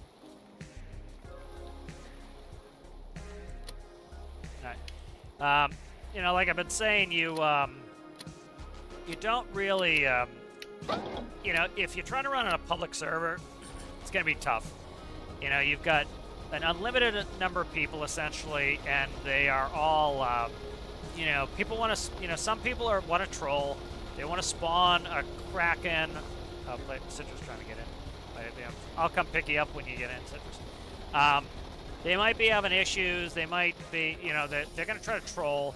You're going to get, every once in a while, you get a couple people who want to ruin it. And so, you know, you kind of have to accept that in a multiplayer environment. You really need, like, good moderation. I used to be a mod on what do you call it? What the hell's the name of the game? Arma Life server, and it was constantly people just doing jerk things that had to be dealt with. It was constant, you know, and the server owners were constantly having to boot people. They're getting DDoSed. It was miserable. And so you can imagine, like, what a server for this is like, of people just, like, spawning stuff that is unoptimized with the purpose of trying to bring it to its knees. And, you know, then you gotta go in there, and then, you know, it's funny. You'll see, my favorite thing is I'll see sometimes people go on, like, Reddit or Discord complaining that the mods, the devs, ban them from either Discord or here or there or there. And my favorite is, if it's on Steam, Beginner will come on, and I think Deltars has done it too, will show the post they did that got them banned. Because generally, like, I've watched kind of the official server, the official Discord server, and I think most of the banning is done automatically by the bots. And so that, yeah, you can get the bots can be heavy-handed because, for example, if you put in, you can't say the word fuck in your server, it will boot anyone who says the word instantly. And so, like, you don't have to manually do it. And so if somebody says one word that's wrong, for example, if somebody spams something, the bot will automatically boot them. If they get 3 boots, they might get automatically banned. And so, like, it's funny, people will come and complain, I did nothing wrong, and then Beginner will show a screenshot of what they did, and did it violate the rules? Yep. And sometimes he's shown, like, 3 or 4 demonstrating that they've been making a habit of this. You know, so a lot of times you'll see that where people will be like, oh, I've done nothing wrong, and then they come with the evidence, and it's like, yep, should have gotten banned. Very rarely is it just like, you know, they've legitimately done nothing. Citrus is back, and it looks like. I'll try to catch up on chat here. That's the nice thing with fishing. It's kind of laid back and relaxing. Yep, there's plenty of tutorials for anyone who adds. I just asked if the pivot glitch is allowed for backup, but I didn't even need it. Yep, yeah, you don't need the pivot glitch. I didn't put it in there. That's why I built this boat. If you've noticed, one thing that used to annoy me with build challenges was a lot of the people holding challenges would not verify to make sure that their rules could actually be followed and they could build it. And so the problem you get with this with Jersey challenges, why am I getting water down there? Interesting. You get that with some Jersey challenges where at the end of the day, like, things were not possible or the rules were too challenging for most people, and they didn't test it. So let's say it was a 4-week challenge, and week 3 they would change the rules. Oh, there is. Week 3 they would change the rules, and now you've got you know, people who've been working for 3 weeks who now have to change their build, and that sucks. So the first thing I always do is I test out, make sure that I can actually build the thing that the challenge is going to be about. And if it can, then that's usually where the rule set gets put, And so that's why I built this boat, was to make sure, can you make a boat in the beginner base that does not need any glitches to float? The answer was yes. Can it be stable? Can it work in 100% wind? Yes. Can it hold a fishing hopper? Can it be, can it do all the things that it needs to do? Yes. I hope we're not flooding. Let me check real quick. I got to make sure we're not flooding here. All right, we're not flooding. It's just around the lip of the hopper, so we're good. I did redo some of I pushed the engines to the back, so I need to redo the ballast on this. Ballast is too heavy in the stern now. Let's lay off the flashlight, please. But yeah. Yeah, we'll run with these two for now, and then we'll see how performance goes. I'll show you performance. Like, this is going to be, I think, good for multiplayer. A lot of people just, again, they expect this game. This game was not designed initially to be a multiplayer game. It was designed to be a single-player game that was then made multiplayer because the community had asked for it. And, you can run pretty reasonably with a small number of friends in a tight area because, like, for right now, the Arctic is probably despawned. Why am I not reeling this fish? Okay, I had to double tap my R. The Arctic right now is probably despawned. If we had Citrus up in the, what happened to my rod? If Citrus was up in the Arctic and Amanda was, on Sawyer, everything would be spawned in. Then the game is, your PC is having to run all those processes to keep it going. And so nothing despawns. You imagine a large multiplayer server, everybody is everywhere. They're flying around in a jet going 1,000 knots, and you've got a boat going 300 knots, and you've got all the particles, and you got nobody optimized their stuff, so they didn't put any physics flutters in. They've got 9 million physics calculations going on. No wonder the game runs like crap in a large multiplayer server. What I think the devs should do is they should bring the hammer down. They should say, hey, servers are limited to 15 people. That's what they should do.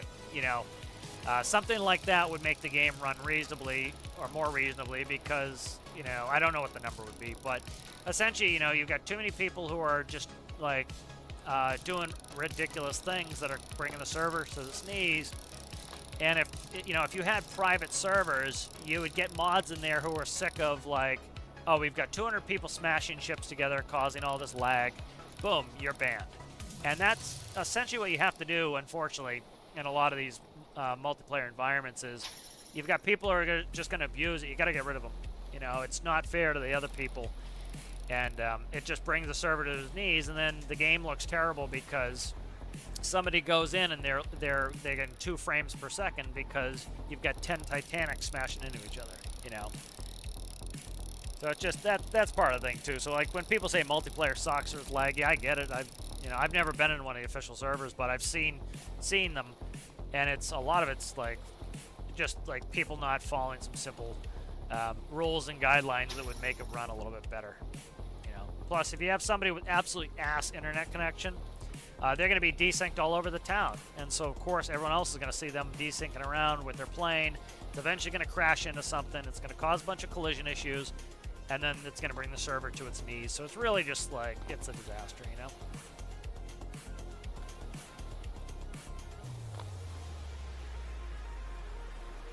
Yeah, it's, you know, it's, most people follow the rules. Most people, like, follow the spirit of the challenge. It's a small number, but it can really ruin a challenge. So, like, at this point, I'm pretty strict with it. Like, you know, um, people are, you know, and it's the whole reason I'm strict with it is because most people are following the rules. And so it's not fair when most people are following the rules and you have one person who's being a jerk, you know? It's just not really fair. In-game chat. I can't see in-game chat. I don't think I have it on. Let me see. Okay, there we go. Alright, I just brought it up. Can we move out of it? Yeah. Okay.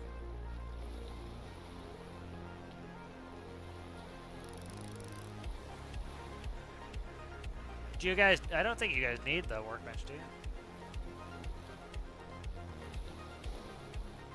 Yeah, we'll move out a little bit.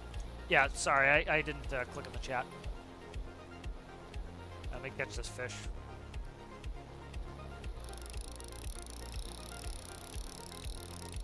So one of the ideas I think is the simplest ad they could do that I put in my video, if you want to support the video, that's more likely to see it, is the rod holder. By putting a rod holder right here in the back, we could go trolling, we could leave the rods, you know, out there.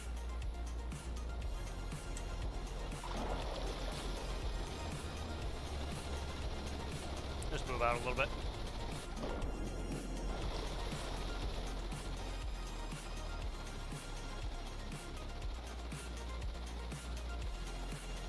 Like, you see this boat, I don't know what I'm burning for fuel, but we're running, like, the engine's running pretty light. It's not burning a ton of fuel. Kind of like Amanda was talking, like, you know, burn 6 liters. 6 liters out to the hospital island, 6 liters back. That's 12 bucks. No, it would be 24 bucks. That's 24 bucks.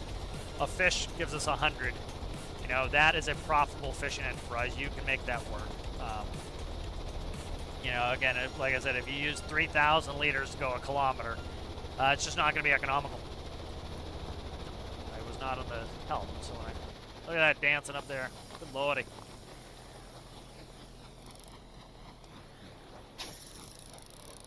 Let me catch up on chat, and I'm going to go use the facilities while we fish.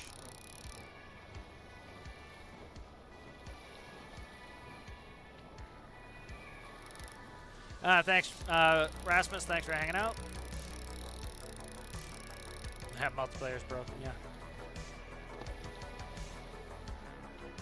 Yep. Yeah, I'm late on this chat. So. Yep. Yeah, we'll add some more people here. Oh, what do I got? I got a perch. Why is the back flooding out? The ship itself is not flooding. I'm curious if the fish weigh that much. They could. I might have to move that. So what I did here is I'll show you guys. I moved the engines back, so that was quite a bit of weight moved back for the movable weight here, and so this hopper is probably just getting too heavy. So I'm gonna have to balance that hopper out. So I'll add probably a couple smaller hoppers, and that will help balance it out. So that's probably what it is. The fish are actually probably adding some mass. I'm just gonna stand here and we watch them fish, and I'm just gonna use the facilities real quick.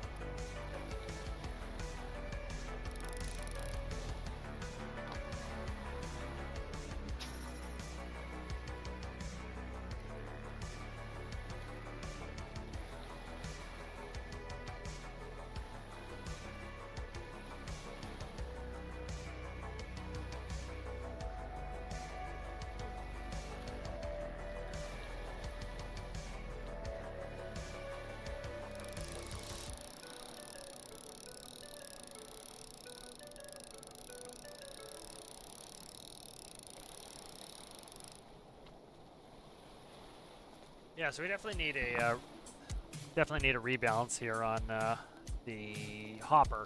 So I'll probably do a couple smaller hoppers, and then I didn't, when I moved the engines, I didn't move any of the ballast weight, so I need to move some ballast weight. But that's a good test of the fishing boat. Definitely wouldn't have seen this without multiplayer help, because it's, oh, what did you guys do? Causing ruckus?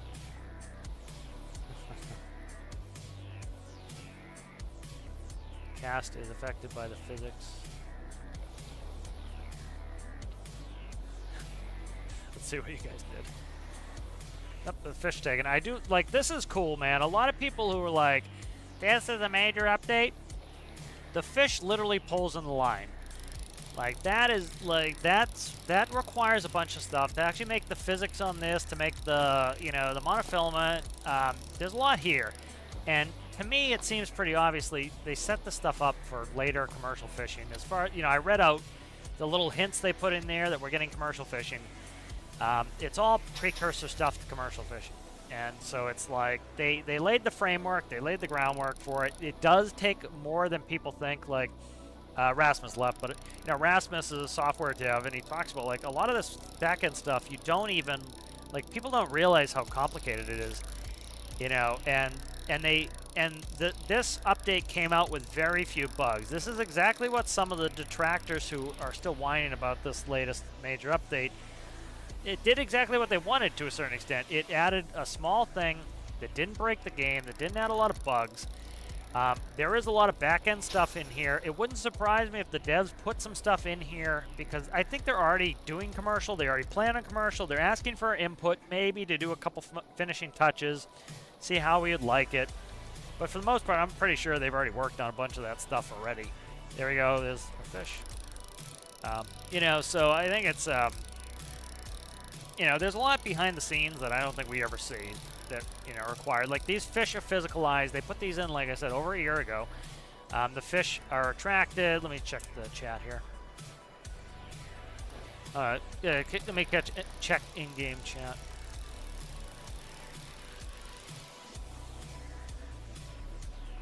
Red mullet. Manda that's weighing it down. Lol. Everybody, yeah, that's a good test we could do. Everybody go in the front. I might not have hooked the heater up. I thought I had hooked it up. I'll check. I'll check the heater in a second. Everybody go to the front bow of the ship for a minute. See how much. It's pretty minimal, I think. Yeah, pretty minimal. It's just the hopper itself. The hopper weighs 250, which is pretty heavy, and I moved the engines back. So what I'll probably do is put some smaller hoppers, and just have more of them. Probably what I'll end up doing. Or what I can do is put some more mass in the bow. I did add well, the other thing too is I added a bunch of buoyancy by raising the deck of both the cabin and the bow. It added a bunch of buoyancy to the bow, which means that I can add some weight to the bow, and then that way it will shift it and it will balance us more towards the bow than the stern. So a bunch of stuff that can be done there.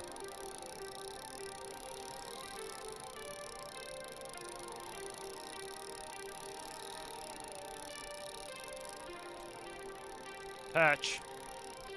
What do we got? 7, 9, 11, 14, 15.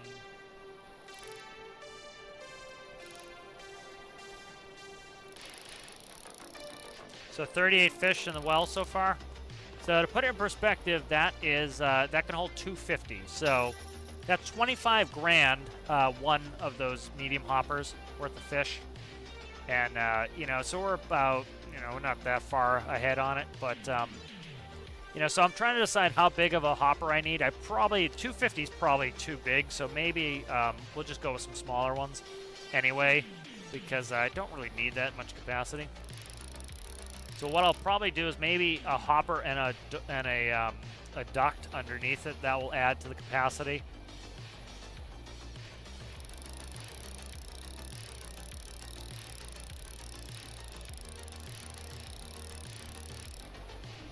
Oh, page up, copy. I don't know if I've ever done that before. Okay, fill level. Okay, that's good. Yep, so that will show it.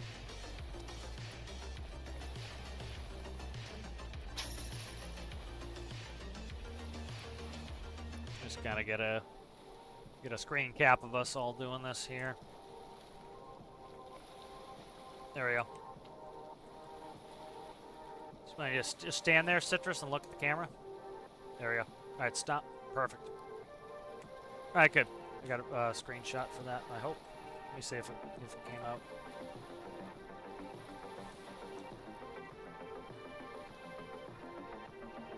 Beautiful. Yeah, so this is fun. We can add some people maybe in a little bit. I'm just trying to. I want to before we do this, I want to look at all the resources on the screen and make sure, see where we're at. Because I'm curious, I keep hearing all this. I don't play much multiplayer. We used to do the Workbench podcast every week with like 6 of us. You know, hosted on one person's PC, and we really had few issues. You know, we'd fly around in vehicles. Like, there are issues, like trying to get up and move. That, you know, some of that stuff's impossible. It's just, it's desync. It's like, if your client is any bit behind the other client, you're in an airplane moving at 300 knots, and if you're, you know, 1% behind, you're going to be outside the airplane, you know. And so that's a problem that, you know, sometimes just can't be fixed. You know, it doesn't matter. Like, could be, you know, like Star System was fighting with it, still fights with that, and that's a, you know, coming up on $1 billion game, you know. You know, there's a game with 4 developers. You know, not made to be multiplayer from the beginning, so it's like, multiplayer is super tough. I wonder if the R on my keyboard is being a pain in the ass. But John Dory. But like now guys, imagine how cool this is gonna be, like when we get commercial fishing in, and I'm driving the boat, and somebody's dropping a pot, somebody's doing long lines, you know, that stuff's gonna be really cool.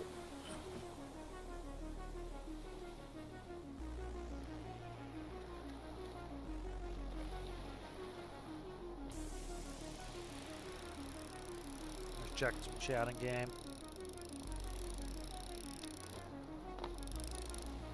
Yeah, 2 medium hoppers with 500 capacity. Yeah, medium hopper has 250 capacity, so, you know, again, you put that somewhat into perspective. You have to catch 250 fish. Oh, I have to hit enter to get back to the game. You have to catch 250 fish just to fill your hopper up, you know, and if you're getting a fish and putting it away, even every 30 seconds, you know, you're talking 125 minutes. You know, that's 2 hours.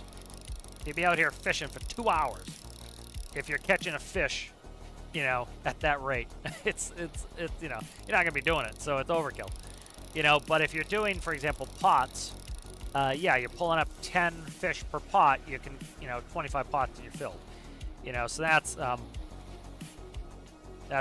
you know, so kind of put it in perspective.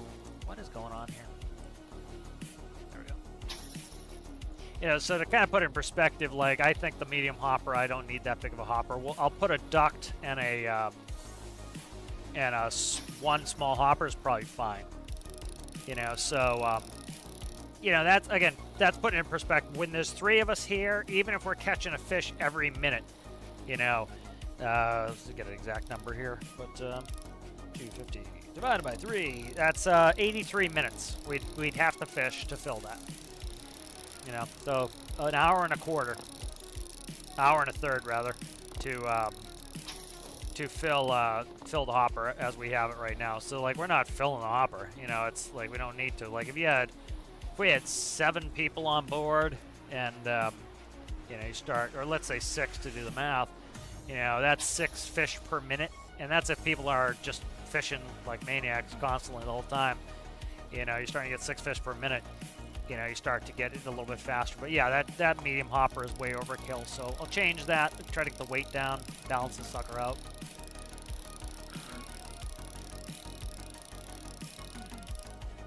You know, those are some of the terms to put it in to kind of realize. The other thing too is if I put a small, one thing I want to do is often they'll have the hoppers up out of the ship. So you're moving them at waist level. So I might do that to get this out of the floor. Then we don't have to worry about it flooding. So what I'll probably do is raise it up. And maybe I'll do just 2 hoppers on the deck. We'll see how badly that affects the mass. But with adding the buoyancy that I added, we shouldn't have a problem. The other thing I can do is do the step-ups a little bit further back and get some more air ballast in there.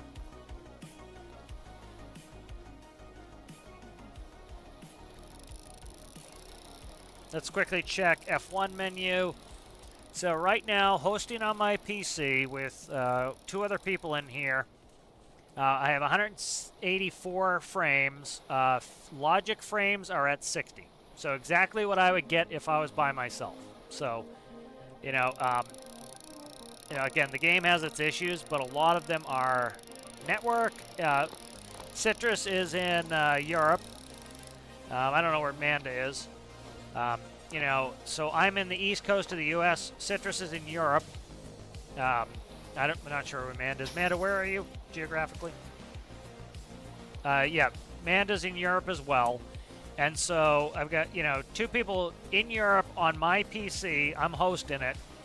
And I've lost 0 frames, so some of these complaints you got to take with a grain of salt too. It's just people asking for unreasonable things, like to have 0 lag in a game where you are the engineer, who you might engineer something that's incredibly unoptimized. And then, I saw it in this last weekly update, was people were like, optimize the game. Well, it's like, yeah, even if they optimize the game, if the players don't optimize their builds, the game's going to be laggy. If people are, you got somebody in China and somebody in Europe and somebody in the U.S., pretty much in every quadrant of the world playing, you're going to expect there's going to be some desync and lag. You're literally sending information across the world. These guys are thousands of miles away from me, and we're not having any issues, so... But we're doing a reasonable thing here. Some people are just asking unreasonable things from the game, frankly. So when we see the weekly 9 posts of fix multiplayer, it's like, 1, that's not helpful. Explain what issue you're having so that maybe they can fix multiplayer. If you would explain what issue you're actually having, then maybe they can fix, quote-unquote, fix multiplayer. But, some of these people don't even explain what their issue is, and it's like, how... You're not going to be able to fix something if you don't explain it, you ding-dong. It's like, got to explain it. So, right now we're up to 62 fish.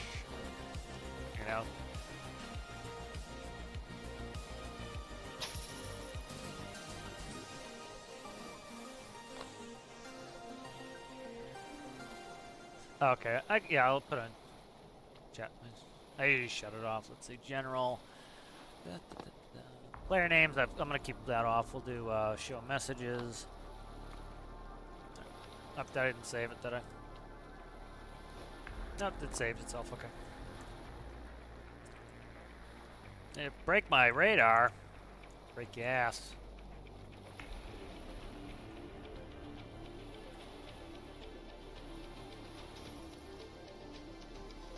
There we go, fish on.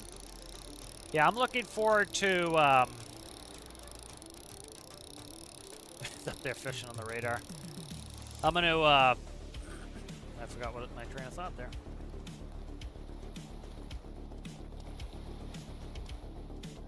Yeah, but, the game's running pretty well here. This boat's not optimized. I can't put it in the base of this because I have the weight in there. I can't put a physics flutter in here, but there's no physics flutter in this boat.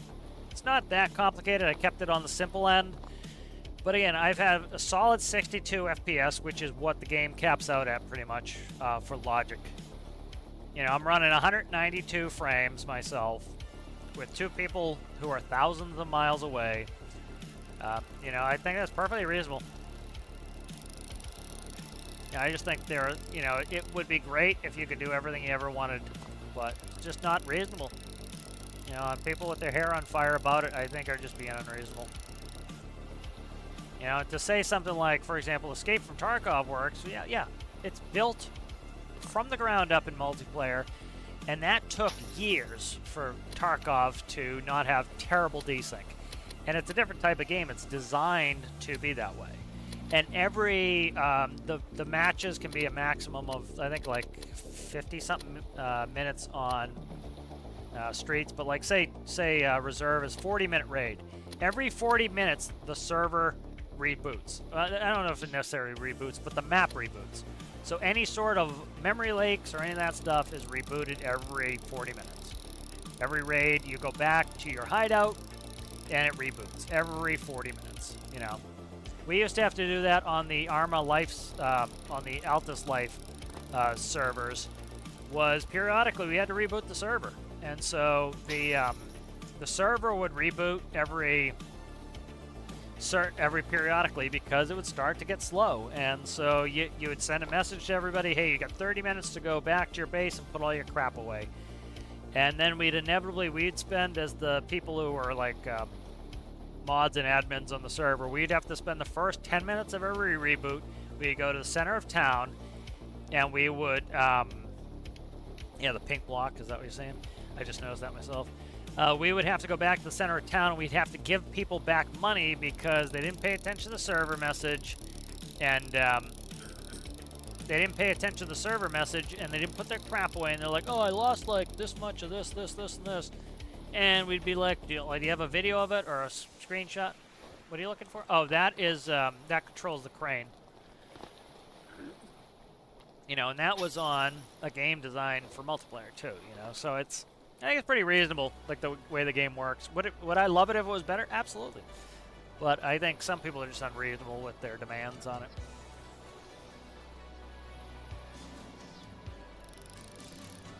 Yeah, I think the cast effect is really good. I love the cast effect. I think the easiest thing for them to add next for commercial would be trolling, where you I talk about this in the fishing ideas video if you'd watch and like. That will help the devs see it. But so you essentially just put rod holders in the back. You would come here. You would go cast. Stick it in the rod holder. And then when you get a fish on, you come over, you grab it out of the rod holder, and you reel it in. And then as far as for trolling for fish, like they should have the rod holder if we wanted to just do it stationary too. But for trolling, you'd go like whatever, 3 to 6 knots and add sport fish. Add tuna, marlin, and swordfish, and they're faster, you know, and so they can actually chase and get the you know, and actually get it. Yes, you can use a spear gun. I don't have one on board, but I did spear some fish, and you can pick them up in your inventory, and then you can put them in the hopper. Yep, but I was able to do it. Trying to catch up with chat here and on YouTube. Let me look.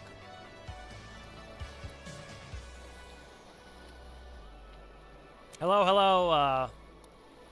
Is it Jose or is Josue Rodriguez? How are you? How are you? Timothy Banks, how are you? Be cool if the devs expand on fishing trawlers and nets and stuff. Yep. Yeah, I did a video, Timothy, on my request for it. They're asking for requests, so I did the video. I'm pretty much, I would say I don't want to say guarantee because I can't guarantee anything, but, you know, from what I've seen from, like, the subtext and what they're writing, it seems like they've always planned to do commercial fishing. It's going to come, and it should be coming pretty soon, I'd say. Yeah, I'll check the heater. Don't no-clip too much into the boat, because if you get stuck, it's going to cause problems. This is the career game, too, so I got to go rescue the boat if it breaks. Yeah, but yeah, I think they're going to expand, definitely. I'll check it in a second. I work off a hotspot, but usually don't have too many issues with multiplayer unless there's a ton of people and a ton of creations. Yep. You know, that's the problem with PC gaming. That's the problem with, you know, anytime you do internet is because you have to worry about your internet provider, your modem, everything else. You know, so many people with this game will, like, there are people who are, like, pulling their hair out, blaming the game. I go and help them in Steam and in Reddit. And at the end of the day, it ends up being that their PC, it's a problem with drivers. So many times they'll like, oh my god, my game's crashing, I can't even load, you know, F stormworks, and I'm like, dude, most people are playing this game no problem. You can go on SteamDB and you can see how many people are actively in the game. If it was the game's problem, nobody would be able to get in. And so it's like, that tells you right there that likely it is on your end. And so I'll ask them, are all your drivers up to date? And they'll come back and they're like, oh, it was my graphics driver. Okay.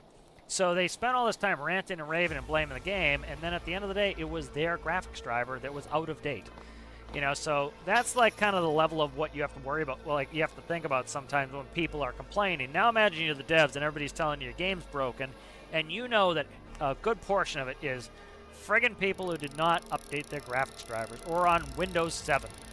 You know, pretty soon, I don't think Steam's supporting Windows 10 anymore. They're going to Windows 11 only, which I would need to upgrade. You know, it's a free upgrade, but you're going to need to upgrade, or else Steam is just not going to work.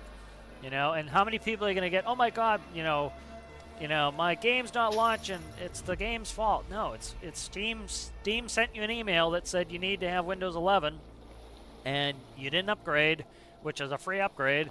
And now your stuff's not working. They told you this was going to happen, you know, and so that's sometimes what you end up with some of this PC stuff is it's just people not understanding that you got to make sure your drivers are up to date. You got to make sure, like I don't think my graphics driver's up to date. I would say there's probably one came out that I didn't grab, and but usually I'm up to date, and so I don't have any problems.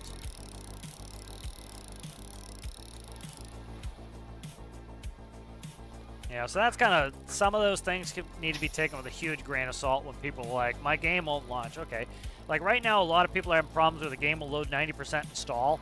Okay, well, what could cause that? Could it be graphics? Because could it be verify integrity of files? There was somebody a couple weeks ago, they said their game wasn't launching. I said, did you verify the integrity of the files?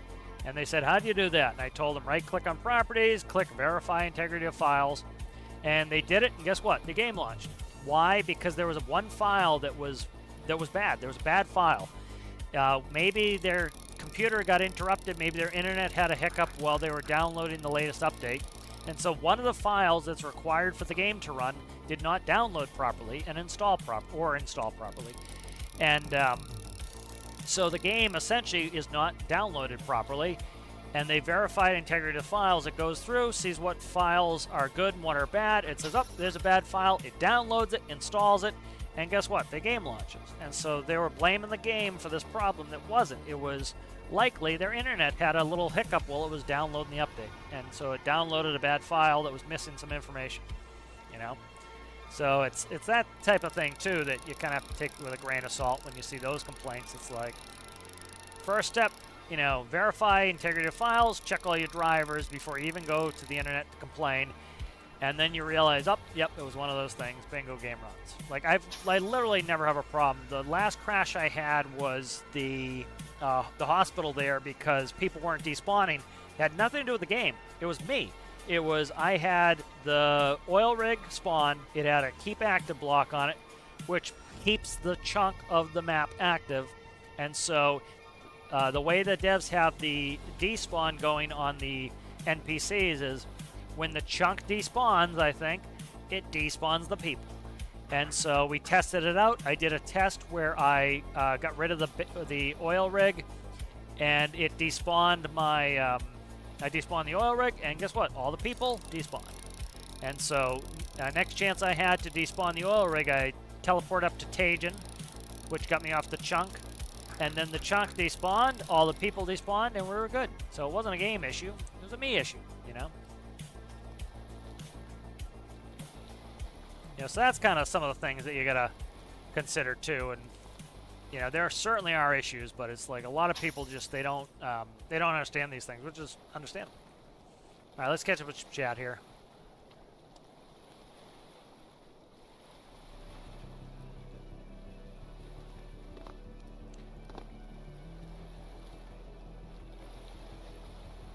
Currently, Eli, I'm just doing members. So, might expand it. We'll see.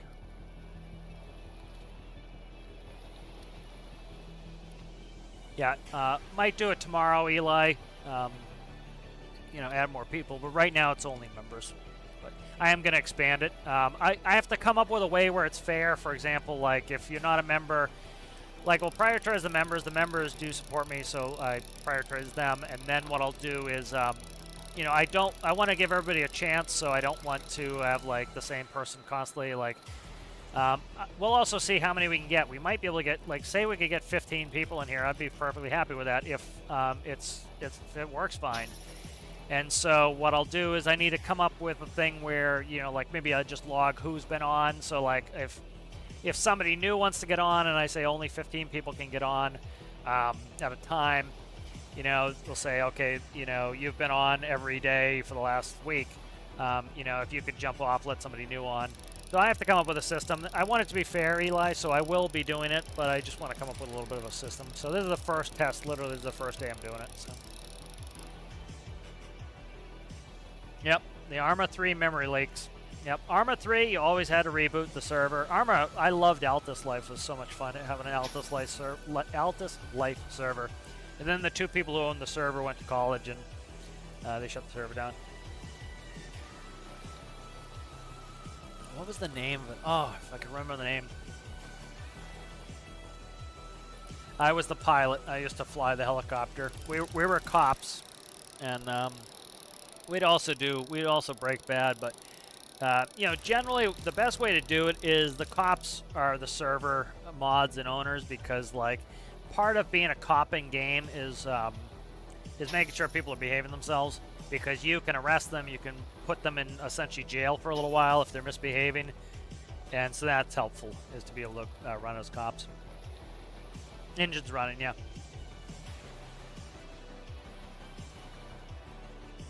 I'm not even on Windows 11. I thought I was, but I quickly checked.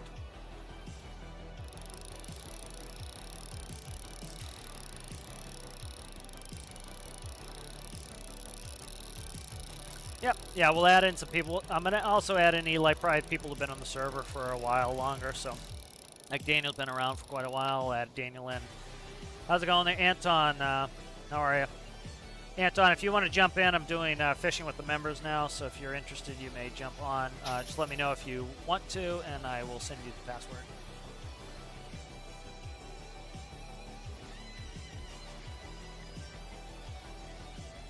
Yep. The engine's been running the whole time. The alternators are on. That's one of the reasons why I have the engine running. We burn so little fuel just sitting here. Yeah, that's why it's running like that. It's alternators, so even though the clutch is not engaged, it will still produce electricity. I will be putting an APU in here, so this will have like a 1-cylinder APU that will auto-maintain batteries. So the other thing I always add in most of my like builds like this now is I add a backup battery, so a single small battery that is connected by a circuit breaker. So if we ran the batteries down, the engines die, all you have to do is flip the breaker, start the engine, and you're good to go. Yeah, just be careful going underground, under there. I need to go under in a second anyways. I want to check the heater, and I want to check, yeah, just let me know engine temp. They should be fine, but it's got 2 heat sinks in there, one for each engine. 27C, yep. It's running though, right? There's RPS.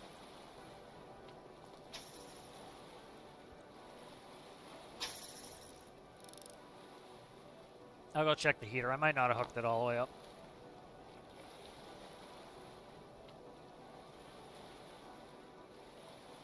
Alright, let me see. Let me grab... Anton, are you Anton on Discord as well?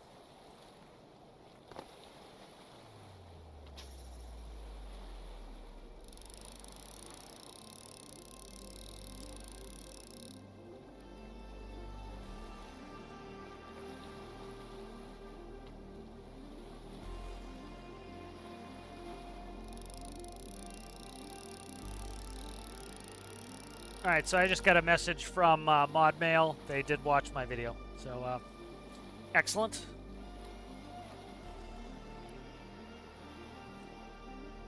Yeah, I think Anton is Anton on there. Let me check. Anton, what's your name on Discord? Just want to make sure I send to the right person.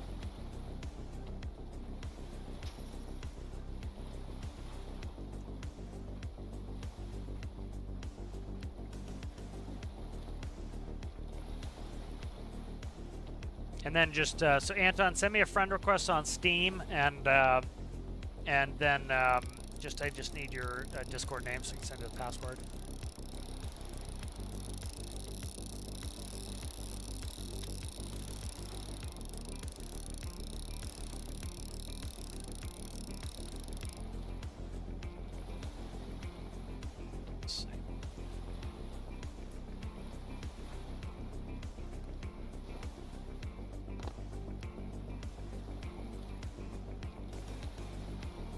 I'm just gonna in Discord real quick here, guys.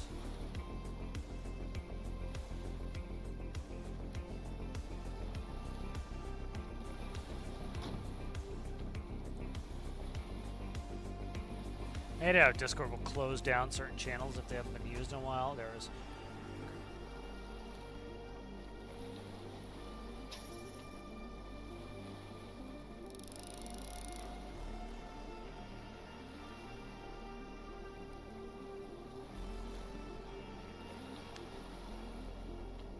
So it's Anton Anderson on Discord.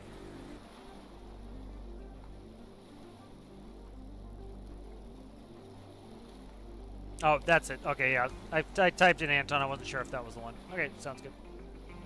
Just quickly send the password.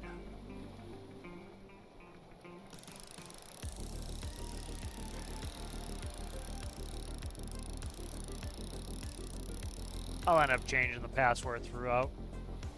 All right, there. I sent you that. Just let me check on Steam.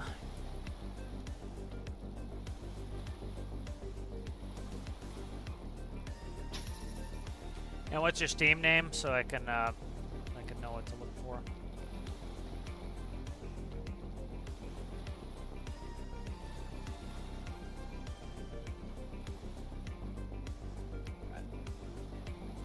Yeah, you can just send me the message in, if you want to send your friend code in the direct message I just sent you, then that way I can quickly add you that way too.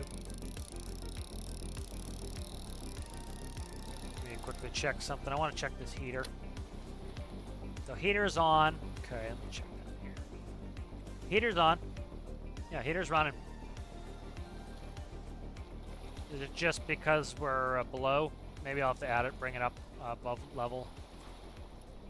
Hard to tell. Yeah, I can put it right here on the top of this deck right here, and it should heat us. Just probably because it's below deck there. Yeah. Yep, that's what it is. Yep. It's in the other enclosed space. It used to heat throughout the enclosed spaces, but maybe they changed it. Because I know my Damon 2111, I used to take up the Arctic, it had an enclosed heater, and it heated us fine.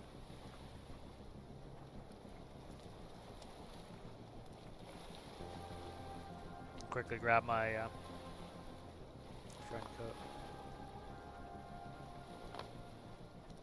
All right, let's go ahead. We'll head back. We'll get rid of these fish. I want to make a couple quick edits to the boat. We're going to change up that hopper. I want to test out the hopper. Yeah, that hopper is just much bigger than we need. We're up to what, 110? Yeah, so we're up to 116. So, like, we still have 100 left to go in there. Is everybody in? Okay, yep. Okay, thanks. I'll just get moving here.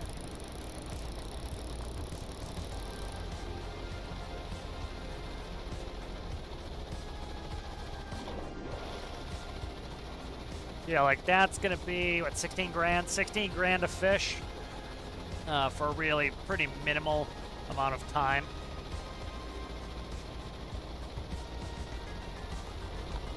Oh, look at that! He's got himself a fish.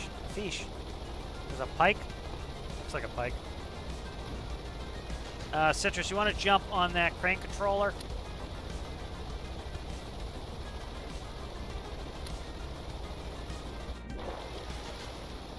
So the you guys have been watching me build this. The crane that handle there will control the fishing crane.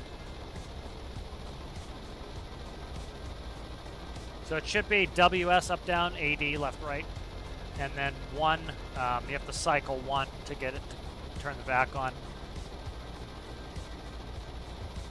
I'll do a couple edits on this boat. I'll send you the, you can join through Steam. Anton, just give me one quick sec. I want to get us in place and then we can unload the fish.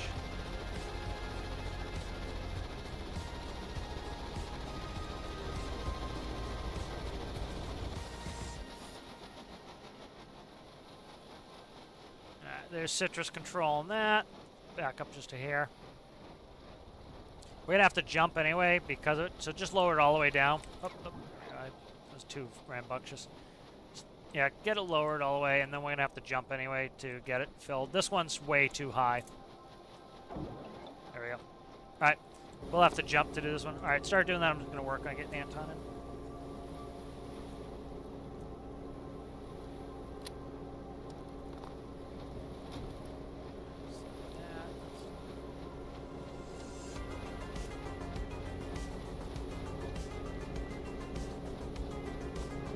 Go. All right, I sent you an invite there, Anton. You can just look at the, you can do the join friend in Steam, join game.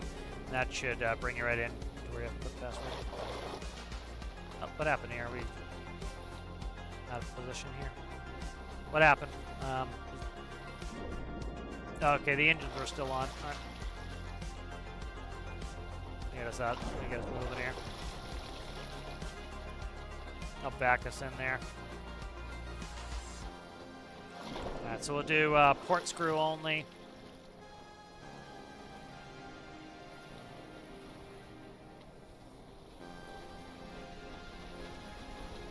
Gotta do third person just because I can't see through the window there.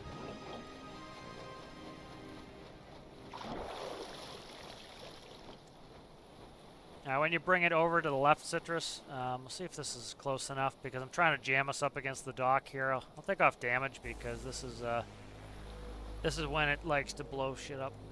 There we go. That's Anton's in.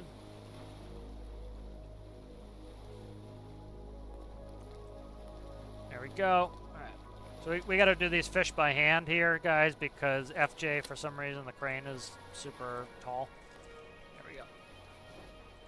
But you just jump and press E, and the fish will go in.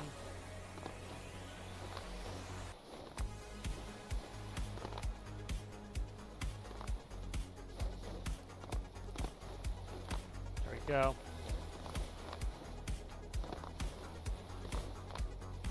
So just fill your inventory and just do that.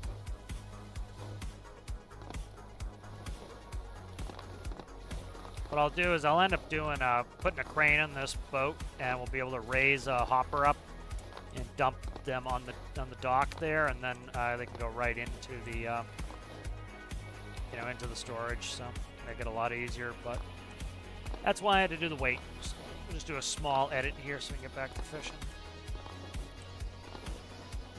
I do need to jump a little bit.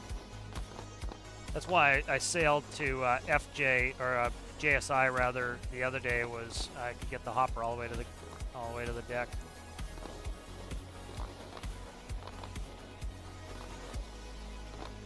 Yeah, we're doing pretty fast here. We're almost empty here.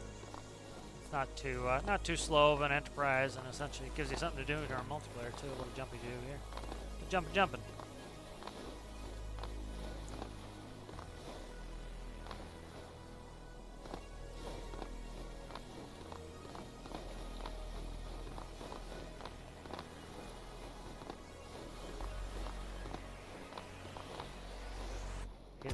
Can't see past the fish. Fish was in my eyeballs. Oh, and the hopper's empty. So that wasn't actually even that bad with all these. Let's see. All right, let's see. So we're up. That was a good bit of cash. Let's see.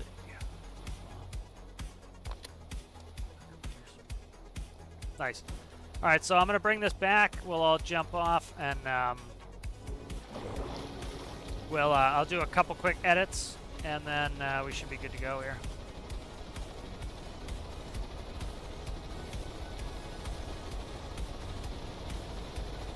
Yep, so we've got three from Europe and me in the East Coast. Let's check the stuff here. So we're still running at 62 FPS logic, which is capped out, and I'm at 154 FPS total. You know, and so that's pretty damn good for again multiplayer. You know, so I don't know. You know, I get people's complaints about multiplayer. And I can imagine it's tough, but you got to also imagine that a lot of it's just bad behavior. Is, you know, too many people spawning too many unoptimized builds, banging together. You got people wanting to go 1,000 knots in a jet while somebody's in a huge ship, and then firing missiles at each other, and then, you know, it can bring the game to its knees if you have two blocks trying to occupy the same space at once. You know, so it's stuff like that that can really just, you know, it's unreasonable. It's an unreasonable expectation, frankly. All right, good. So let's make a couple quick edits here. So if we look at the center of gravity is not bad on this, but when we add the fish, it is. So let's go ahead and I'm going to delete out the that and the hopper. Let's do this. Let's move it up a little bit. Okay, right there. All right, so let's do a duct. Actually, you know what I want to try? Let's try this. So a lot of these fishing boats will actually have they'll put the hoppers on deck. Let me see if we can do a couple smalls, because again, you know, you need to put this in a perspective of how long you're going to be out there actively fishing. You know, 250, a medium hopper is 250 fish. Like I said, if you can catch one fish per minute, you know, it's going to take you hours to catch these fish. So it's really, you know, do you need that capacity? Like with a larger boat, yes. With something like this, no. And so that's another thing to keep in mind. Let's quickly, I need to look at all this. So that was 250 mass, pretty low. So currently we're at 4483. So let's put above board storage here. So let's go ahead and take a hopper. Make it black so that it doesn't show. All right, let's go ahead. These hoppers are 80. The medium was 250. So let's try onboard hopper storage here. Let's try that. And I'm going to dress them up a little bit, but we'll put them here. All right, so that added 3. Let's get the coal out of there.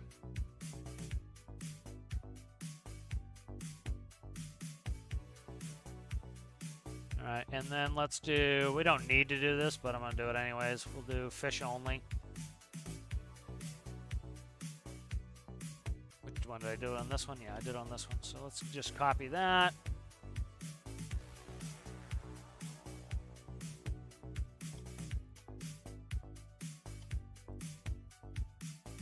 All right, and then I want to put a layer of block on there.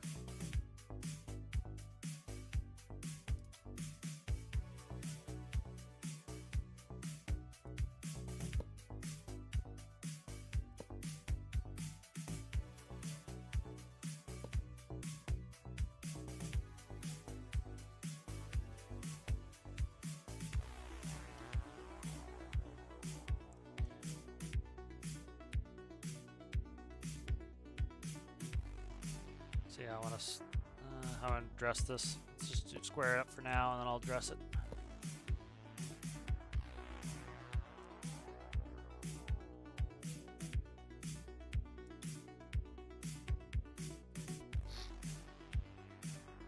Measure it first, standby.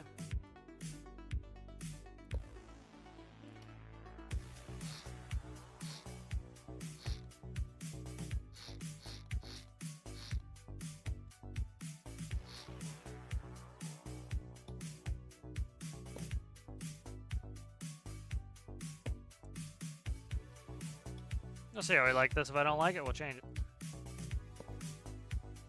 All right, so it was 444, so it's 470. That's 300 mass, maybe, up there. Let me see.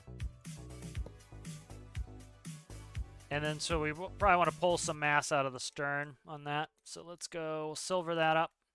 We'll go here, let's do this.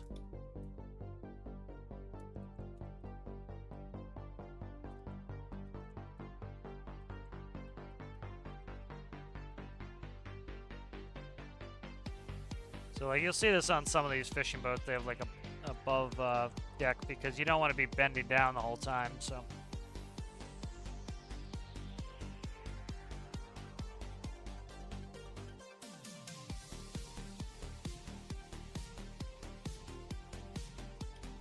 grab stainless.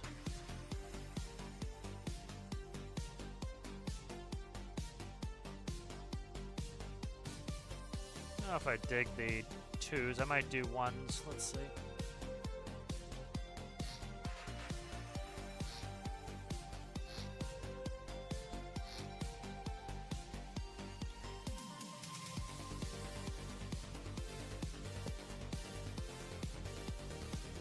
Yeah, I like that better. Okay.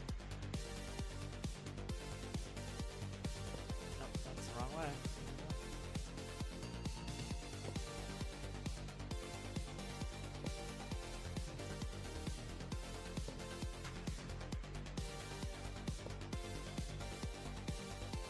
Alright, so that's onboard storage there for fish. Let me make sure these are all set with no coal in them.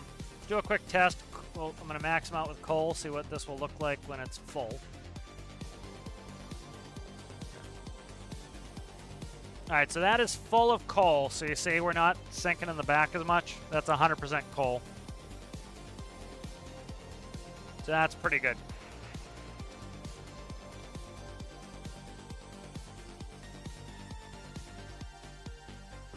So let's go with that. Take the coal out of there. It might not have spawned coal. Here, I don't think it spawned coal because I had the coal off. Let's try this. That seemed awfully suspicious. Let's try it now. That's not bad. If that has coal in it, let me check. Ugh, just trying not to break my ankle. Yep, they're full. All right, so they're full. That is 81, 81, 81. I think the fish are the same, so that's about 250 right there. That's not swamped like it was last time. And then the boat was a little bit bare in the back here, so that adds something to it. So let's go ahead. Oh, this is gotta delete a little couple of this stuff here. So let's go like this. All right, let's do that. Let's shut the coals off. Fish should all be on. Yep, fish are on. All right, let's quickly just do this because I can see some of the white there that I don't want to see. So let's grab.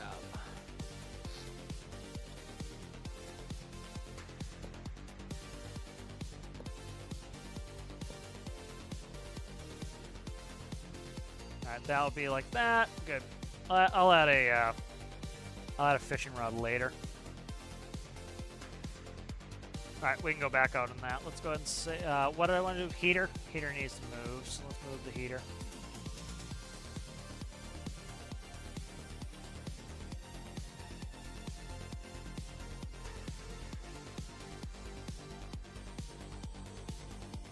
Where can it go? It's going to be work, but not be pinballs. Try it here. See if this works for me. Fix my paint issues. I'm getting harangued about that. Okay, and then this needs to be filled or else we'll flood. Alright, let's try that.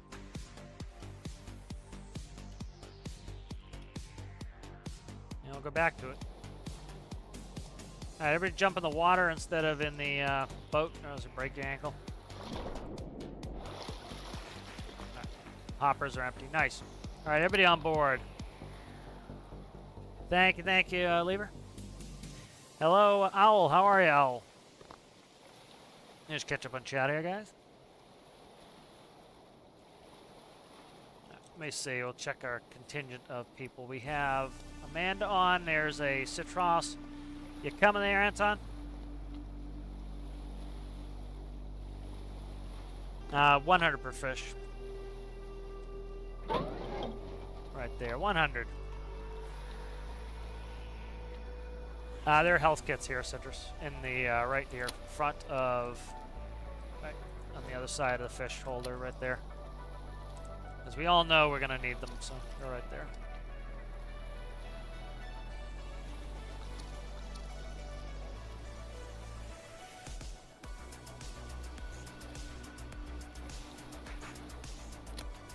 That's what I heard, that Steam is going to require Windows 11. I don't know what it's supposed to be.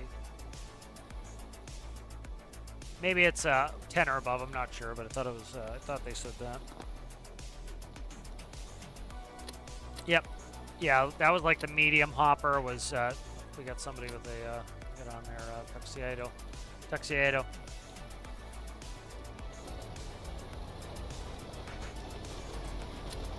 Turn the heaters on. Okay.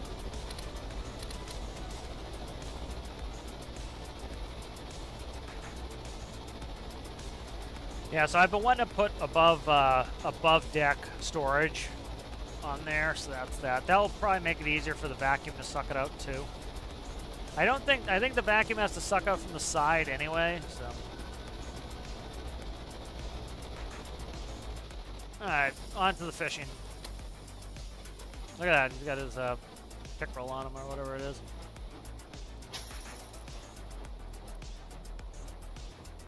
Yeah, but that's pretty good for fishing.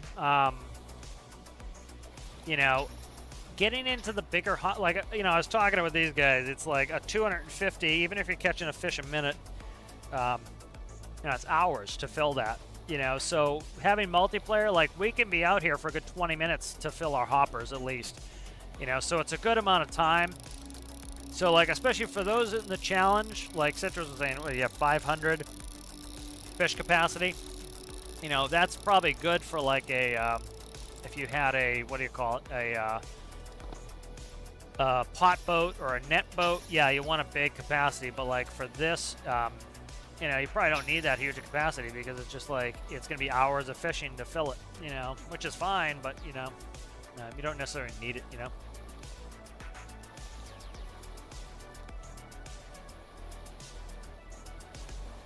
So, do I expect a steam fishing boat from Tripper for the challenge?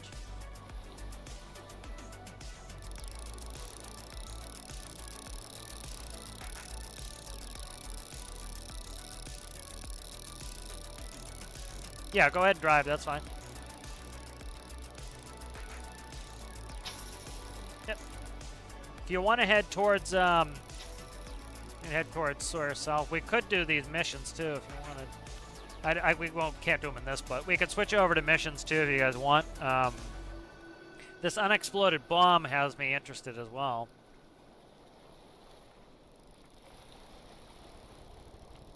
But trying to do more multiplayer stuff with the community.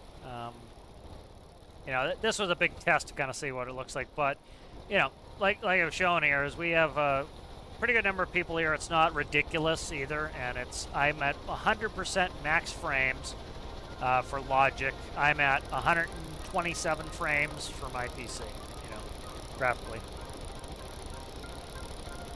Are you going to be building a Steam fishing boat for the challenge there, Tripper?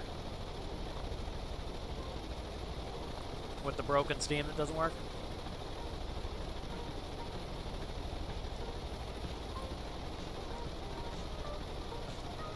Yeah, so this would ideally be, this is the, like, one of the things I think they should add next, just out of ease, is just add a couple fast fish that can follow the lures.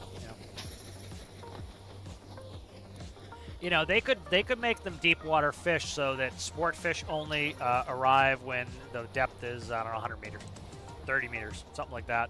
And that way, you know, you have to go out to troll a little bit, would be kind of interesting.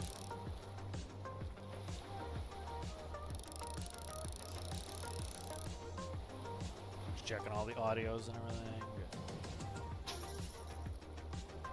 Nobody's bitten my, the fish are after it. They're just, oh, they got a lot of choices out there.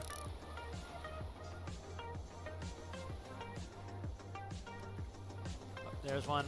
Somebody's got one on. Oh, there's me. That's me.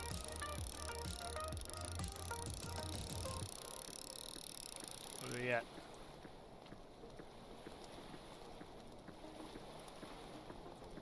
Oh, it's 80 total. Okay, never mind. It's 80 total. It's not 80 per piece. It was adding them together.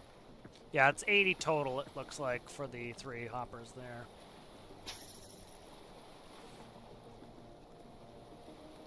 there. This is just me hosting it, Lever.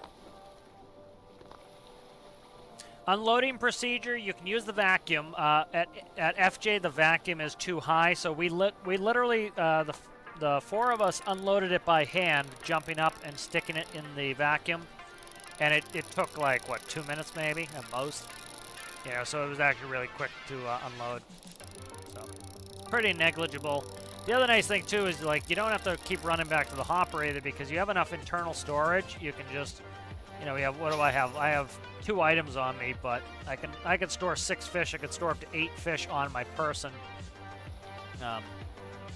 You know, if I wanted to, then go back to the hopper and dump them all. Lever, we're just doing members for today. I will be adding people on though, so you know, after today, I'll start adding more people on. Members will always get first pick. I'm trying to stress test, see how many people I can get on board, and then so tomorrow we'll probably What's tomorrow? I have PT. I might stream later tomorrow because I do have something. I probably won't be able to get on until 2, but I'll try to get on tomorrow, and I'll probably add some more people. Like I was telling somebody else, I need to add some sort of system so that you know, everybody gets a chance. So members will always get preference, and then you know, I'll keep a log of it, just like if, you know, if somebody's really trying to get on and we're at the player limit, if they've been on every day, you know, they'll have to jump off to let somebody else on. But I will be letting more people on tomorrow. So I have an important exam. In what? Is it a fishing exam? Do your practice here. Yeah, the radar's hooked up to nothing. I've never bothered with radar. It's mostly for looks. You know, sonar is interesting. The fish finder just goes off constantly. One thing that would be kind of neat is if, you know, I talked about it in the video a little bit. No, I didn't. I talked about it in, I think the live stream was having a fish finder and being able to tune it to depth. So you'd set it to depth. So, for example, looking for, you know, and I would like the devs to really expand the fish. For example, to do deep water fish, to do middle depth fish, surface fish, you know, different sizes. For example, it would be cool to have schools where we have to go out after schools. For example, net fishing would be cooler with schools. When I used to fly out of Florida for flight training, we used to be able to go see the schools, and we could see dolphins and sharks attacking the schools of fish, big, you know, big predatory fish, kudas and everything attacking the schools of fish. So it'd be kind of cool to have the fish find. That would be neat. But there's a lot they can do to expand here. That's the kind of the good thing, is they can put out some base updates, and then one, have a feeler for what people are enjoying and what they're not. For example, the space DLC did not get a huge following. So are they probably going to you know, are they going to go and are they going to expand hugely if people aren't really, you know, showing they're enjoying it that much? Probably not. But if people are like loving fishing and they're like, oh, I want this and I want this and I want this, that's when the devs like, oh, we could keep going after this, and it would be worth our time and worthwhile. You know, it's like I talked yesterday when I was talking about the advancements for Industrial Frontier, is they really need to be shown that, you know what, this is worth your time, it's worth your energy, and there's going to be a positive benefit to it. You know, and so for fishing, if you show that, hey, you know, by adding this type of fishing, these are the benefits, I think they'll do it. But like for certain parts of the gameplay, if they don't think there's any benefits, it's a business. They can't take the time, spend the capital to do things that aren't going to be beneficial. You know, just can't do it. You know, so a lot of this fishing stuff could really be expanded if the community shows some positive interest in it, keeps going. They're going to do a Q&A. They haven't announced when yet, but Wednesday is now the update day, so we'll see what comes on Wednesday. Maybe they'll announce a Q&A, maybe they won't. But for example, if they, you know, the Q&A, they will go through some more fishing stuff, you know, and so that's going to be interesting to see, you know. So looking forward to the Q&A. You stealing fish dealer. So like right now we have 29 fish in here. This is much more reasonable. You know, we can hold a total of 80, I think it was. You know, so whatever is it, 26 times 3, whatever. It showed 80, but yes, you can grab fish. Like I did one where I swung the pole towards myself, and as soon as the fish hit my body, I took it in hand too. So.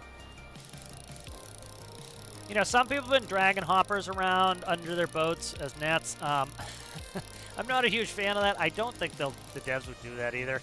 Like, the artwork on the rod is pretty good. Why did they do hoppers for fish storage? Because it's easy, and it works, and it's fine. Like, have you ever seen, like, a fish, an in-floor hopper? Like, you really can't see it anyways. Do we really want to be building live wells? Is that really something that is important to do? I don't know. Some people have shown that you can build live wells as it is, so for those who want to build live wells, they can do it. For those who don't, oh, there's a big fish there. Citrus fish. You know, but you know, the hoppers are just easy and convenient. We already have them. It's like, you know, making it compatible with the hopper is just easy.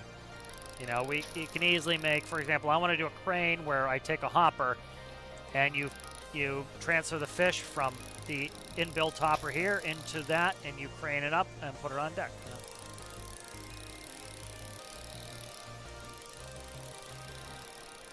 You know, what are we up to here? So, like, we're catching fish pretty well. We're at 38. We're about 50% full. You know, so this is a good amount of time. That's the other thing, too, is you have to see, like, how long does this take?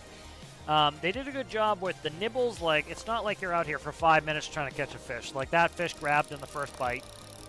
You know, so it's not too onerous of time. I think they did a pretty good job on this balancing. And then, you know, how long are you going to want to sit out here before you go ahead, head back in, and empty, you know?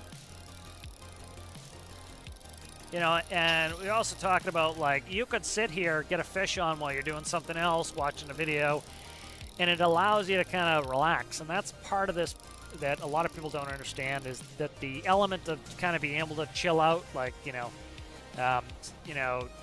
Amanda's studying while he's fishing, you know. And so, you know, you can do that. All you have to do is up the corner of your eye, you see your rod moving, and you go ahead and just reel it in. And then when you, like, see, there we go, and then reel in. And then when you're ready, you know, move on. That's kind of nice. You know, that's what I'm looking forward to with pots. For me, you know, I talked about this, how, like, different types of gameplay are good for, let's say, for example, you need to go do some chores around the house. Well, in a lot of games, that means you can't play your game. And so it makes it so that the necessary things in life keep you from doing what's fun, which sucks. And so one of the things you can do is, if you have pots, or you have some of these, like, other types of gameplay that are less interactive immediately, you can spend the time, lay out your pots. Then you can go, while the pots are soaking, they call it soaking the pots when you leave them out there to get fish. You soak your pots for, say, 30 minutes. And then you can go do the dishes, do a little cleaning around the house. You come back, your pots are soaked, they have fish in them, and then you get your interactive gameplay of you pick up your pot, reset your pots, and then you go, let's say, vacuum. You know, and then you go pick up the pots, reset the pots, and then you go, you know, do some laundry. And that allows you to still play your game and do your you know, your life necessities at the same time. You know, for example, like, I literally put Stormworks on yesterday. I went AFK, and I let the oil turn into jet fuel and diesel. And so I just sat there, right there, let it turn into jet fuel and diesel, and I went and did the things I needed to do. And so it let me progress my gameplay while I was doing something else. And that's, you know, some people say, you know, if you have to do something else while playing, it's bad gameplay. No, it might not be the gameplay for you, but for a lot of us, we love that. I love, you know, if I want to watch a YouTube video or watch a show that I'm watching, you know, a series that I'm watching, playing something like Elite Dangerous was a huge AFK simulator, and I enjoyed that. Like, you would jump, I would watch a YouTube. When I got to the next system, I would jump again. And that downtime gave you the freedom to do some of the other things you wanted to do, you know? Turkish English Social Studies. Let's see, the chat went down.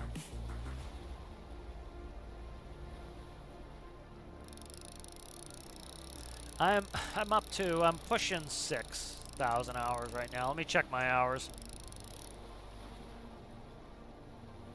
Oh, I gotta hit enter. Okay.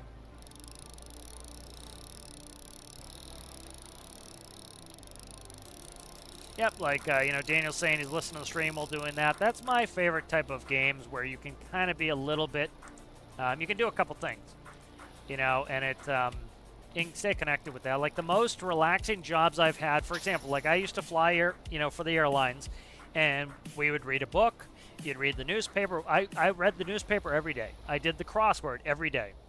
And it was nice. I was at work, working, flying an airplane with people on board, reading the newspaper and doing a crossword, and then we'd have lots of downtime. We might sit in the airport for 2 hours unpaid between flights, and so I'd read my book. You know, so I got to read a lot of books, which is a lot of fun. And then when I was, you know, driving tractor trailer, I could listen to a podcast or a book on tape, or audiobook, book on tape. But while I was driving, and then I would get there and I'd have to sit 2 hours waiting for the trailer to be ready. I would read my book. I would, listen to podcasts, take a nap. It's very relaxing. That type of job is very appealing, especially to me. And so I do the same thing in games. Like this is pretty minimal interactability from me, which is nice. It frees me up to watch a nice YouTube video, watch a show or something, and just every once in a while press the R key, fill myself with fish, turn around. A game like Daniel's talking about War Thunder, or Escape from Tarkov. I can't do anything but Tarkov in Tarkov. It's too. You have to pay attention. It's very. But that's pretty cool. Did you guys see if you jump, the fish will pull you in? It'll pull you towards it. That's pretty cool. Try that. Give it a little jump while you're reeling in a fish. It'll actually pull you towards it a little bit. So it's different. Like some Tarkov is 100% pay attention the whole time. You can't even go to the bathroom. You gotta hold on to it until you get out of the raid. And sometimes that's fun, and sometimes like you don't want that gameplay. You want something more relaxing.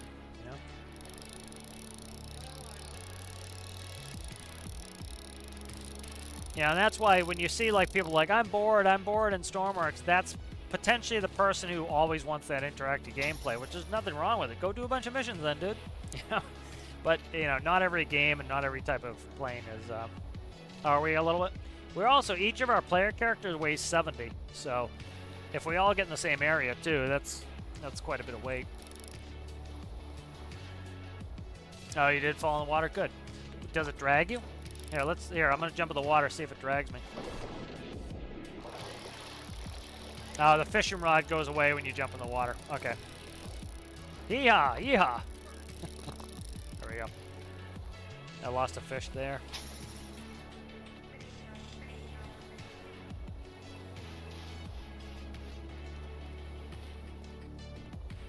Yeah, this is nice, relaxing gameplay. It's good to have some options. Like, you want to go do really, like, engaged, constant gameplay, you can. If you want to go do some relaxing stuff, that's good balance. And it's good to have a game that's balanced like this. Do whatever you like, man. That's fun. I may try to catch up a little. Yeah, Lever, but I will be opening up tomorrow, so.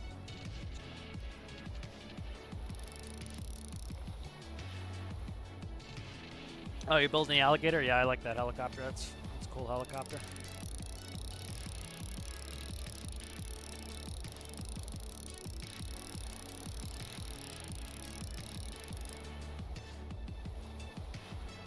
Can you catch a fish if the boat is slowly moving? Yes, but it has to be very slow. The fish are pretty slow. Like I was going, I don't have a speedometer on this yet, but I was probably going like a couple knots, and I was outrunning the fish. I put in my video that it would be cool if when you were trolling, I don't think, like, there are certain fish you do not troll for. They don't chase bait. They're like, nope, screw it. I'm an opportunistic fish. Like, a grouper does not want to be chasing bait. It's too slow. It's kind of an ambush hunter. It doesn't do it that way. But a marlin chases. It wants to chase. What are you doing on board there? Don't blow us up. It likes to chase, and so for marlin you want to actively cooling's offline. Yeah, the cooling is pumped via the clutch, so it's not going to cool if the engine's not running. If we're not clutched in, if the engine's running, we don't cool. It has to be clutched in. It's an impeller-based system. Yeah, it has to be clutched in. Based off the clutch.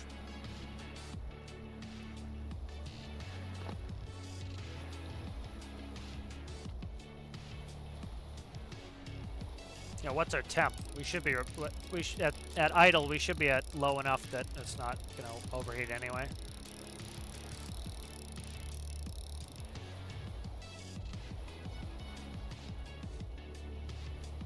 Yep, marlins can go like 40 miles an hour. It's nuts. So that was my suggestion in the video, was add some sport fish, and I really want them to segregate the fish via temperature zones, You know, I would love them to go even more and segregate them via a depth. That would be really cool by having, like, for example, a grouper. If you don't know what a grouper is, it can be an enormous fish. And they are bottom fish, and they're kind of opportunistic. They just, like, vacuum in the water and suck in huge fish. And they're bottom fish. And they're like lead weights on the bottom. And then you have, like, you know, more top fish. You have middle level fish like cod are low level fish.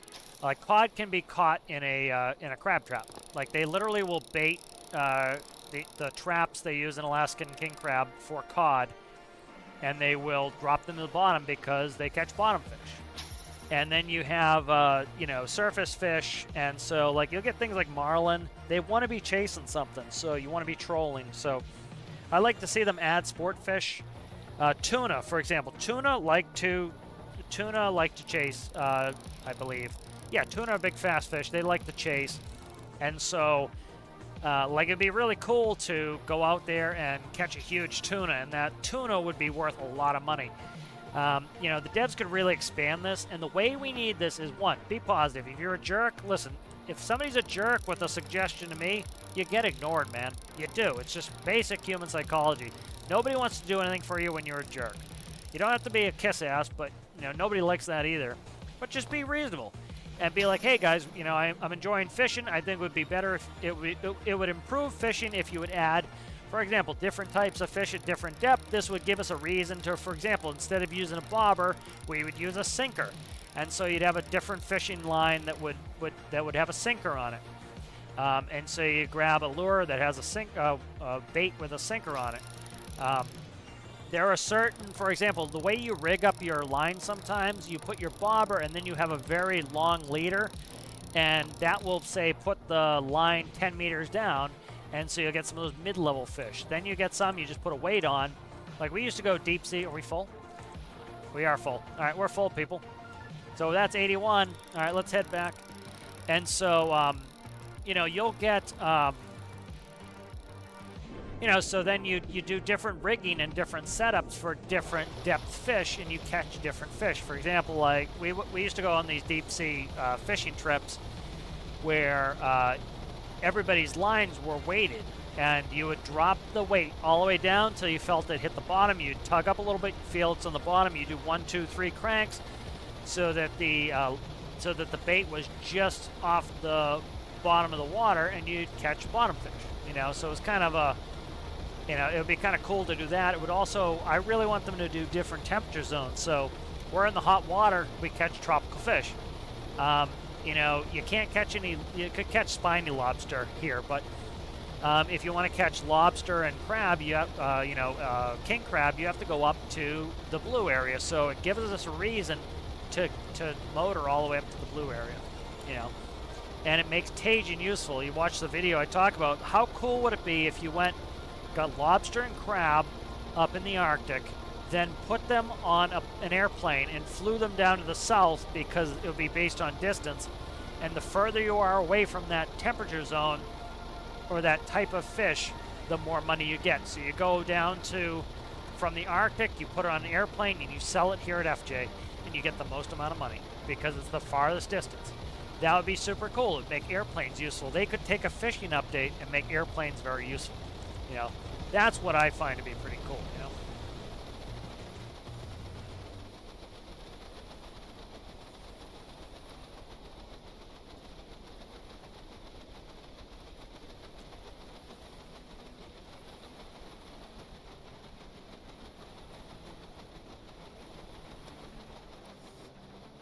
I'm going to back up here. I'm trying to get us right under it, so.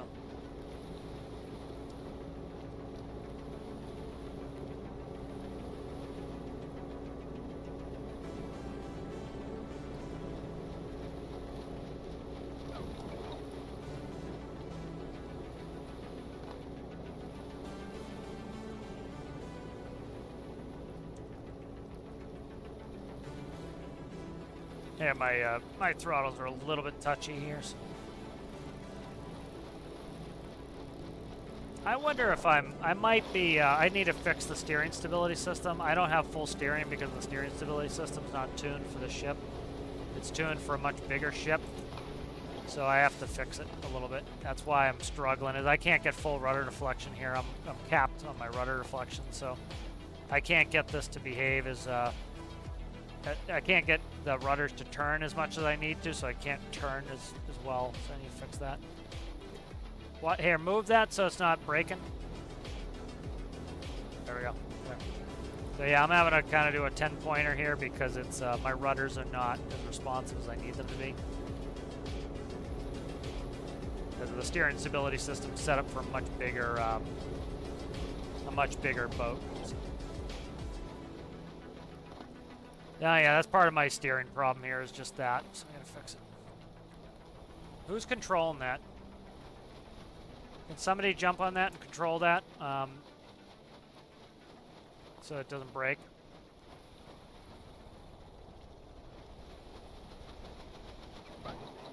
Alright, that should hopefully be reachable.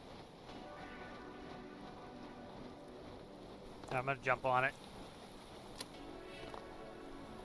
Wonder if it got trimmed. That's why it's misbehaving. Let me see if it got trimmed. It did not. Okay.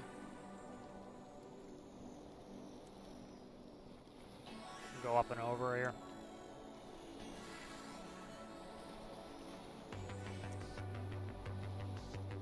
So let's see if we can vacuum. I think the vacuum only works anyway on the sides. I don't think it works on the main one, so we gotta stick it in manually still. It's just too high. You can stand on top of this and actually drop them right in. FJ is the only one I've encountered so far that's like this. The rest of them, you can actually bring it all the way down to the deck. So just FJ is super tall. Likely for the, okay, good, we're empty already. So that's pretty quick with all the people. You know, that happens pretty quick. All right, let's get. Do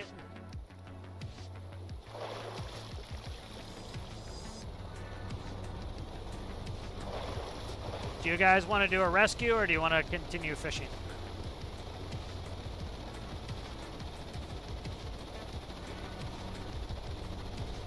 Yeah, Citra's internet's dying. All right, let me try to read some chat.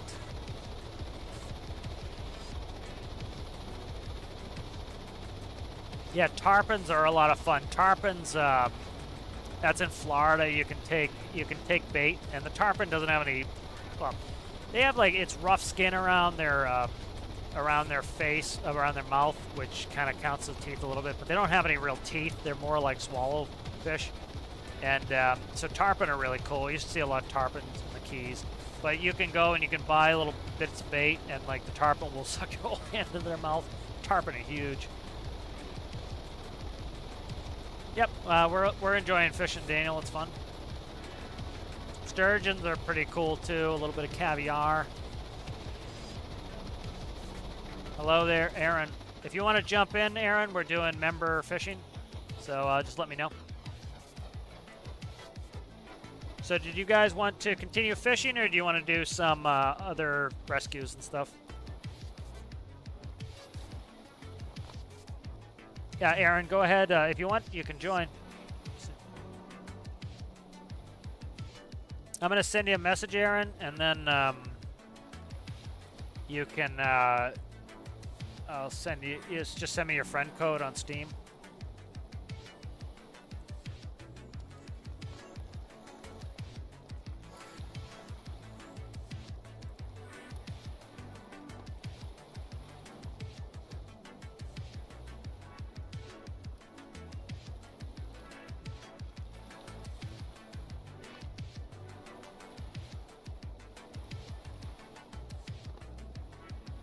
Where's Aaron on Discord?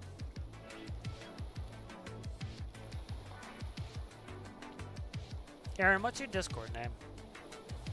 I keep forgetting. Oh, there is Captain Leroy. Okay. I thought it was on there, and I for some reason I was like, where the hell is it?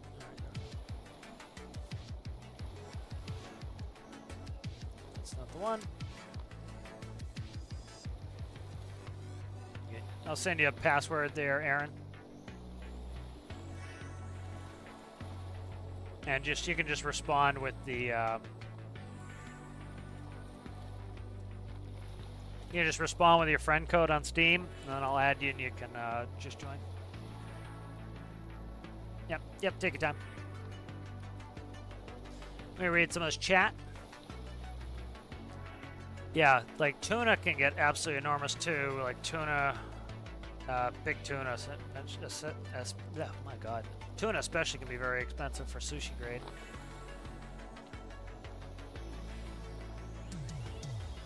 All right, let's head out and we'll pick up. Let's head out, guys, and we'll pick up Aaron when he comes. We can fish from here too. It's not a big deal. We can fish wherever.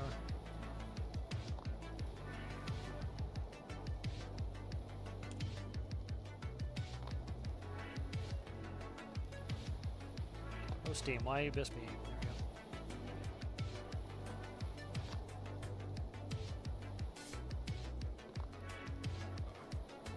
Thank you.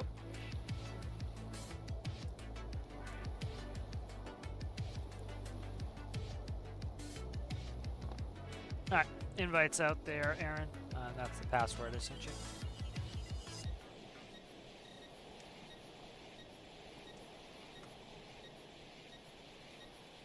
Oh, somebody deceased. There's no defibrillator on this boat. This is all fishing rods in here.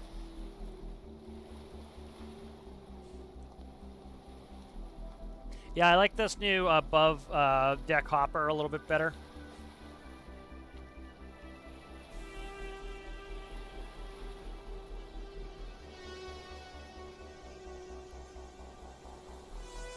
Citrus is dying. Okay. Where is he?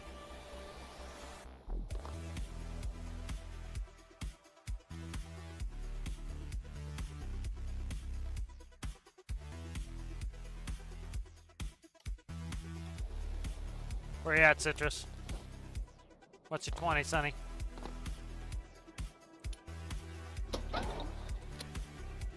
Train tracks? Okay.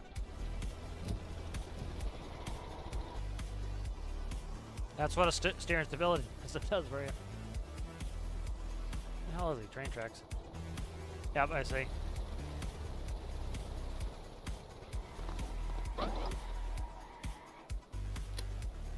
Where's the trunk? I forget the trunk. Man, 5.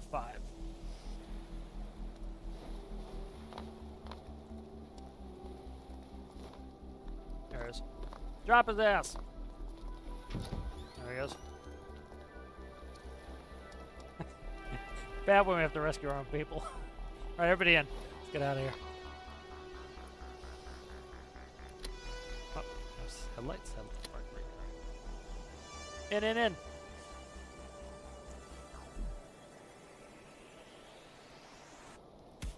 gonna run over Citrus if he doesn't get in. Did I stall? I might have stalled. There we go. Park breaker's on. Jump in. You got just enough seats, Citrus. Jump in. Get your ass in seat.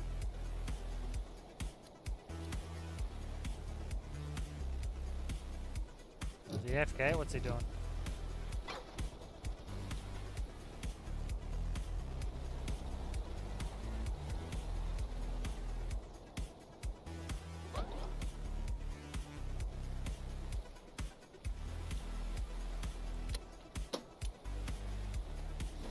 Alright, so I'm going to do a couple things. I'm going to also leave the car out just to stress the system out, see what it's doing. Still 60 FPS, 61, 62 FPS logic, and I'm still running a 130 FPS game, so not too shabba-labba. See what we have for missions. Maybe we can do a combo. What is this dude here? What is this Johnny? Why is this Johnny here? Why is he sitting there? Is that just a separate mission? Close? That's interesting. This one interests me, but I don't know how we can do it without the home ship, and I do not have enough money for the home ship right now. Unexploded bomb. There's Captain Leroy. Blue boat requires servicing. Don't necessarily want to do that one.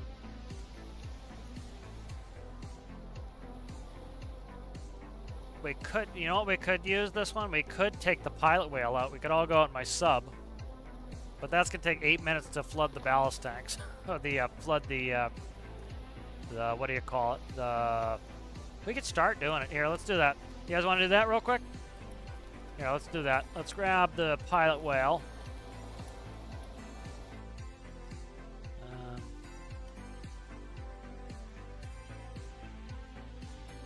See if I have a rope somewhere in here. Do I have a rope? I'll grab a rope for now.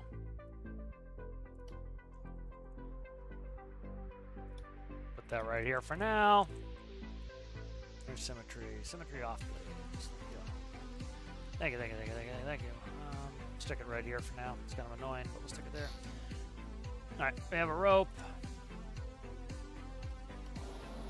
I'm trying to leave a couple vehicles in the world. Get a big slowdown when it drops in, then we'll be good. Alright, let's go. If you guys want to keep fishing, you can jump with fishing. I need everybody who wants to go in the sub for this mission on the sub. And you can just go, make sure you shut that top hatch.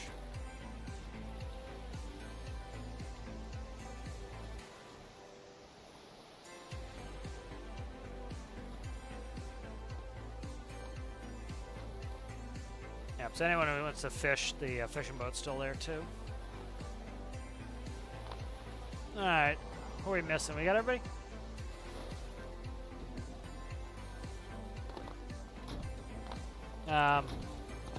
Everybody who's not, everybody go downstairs and you can sit down below in the seats. Just trying to get an accounting of who's here. Here, Amanda, go downstairs. Amanda, go downstairs. I gotta get this moving on the I gotta see who's down here too. So we're missing Citrus. We're missing Captain Leroy. Okay, thanks. Missing Citrus and Captain Leroy. Are you guys coming? What am I doing here? This door needs to close for me to get up. Okay. Let's get everybody on board here who wants to come. Okay, broke my car. Alright, I need to start filling this, what do you call it, airlock, so if you guys will hurry up and come. Alright, mass power bridge system battery gen. Generators on. Red lights.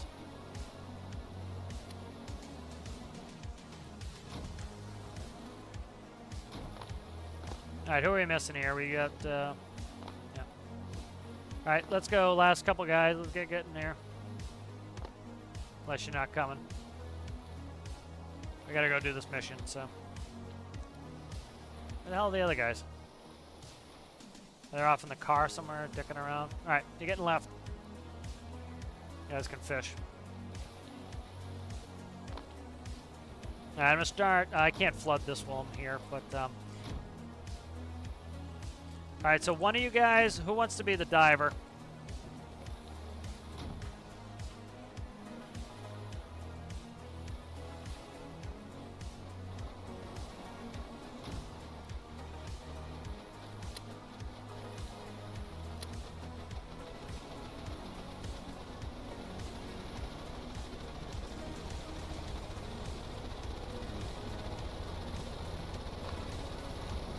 Alright, so whoever wants to dive, it's Amanda. There's a rope I stuck right above the table there. Grab that rope in your inventory. You can put the fishing rod back if you want, and then in that rod holder, in that where the rope is, and then jump it. Grab the big diving suit. It should be, I believe, it's on the port side, behind the ladder. Get the one with the helmet.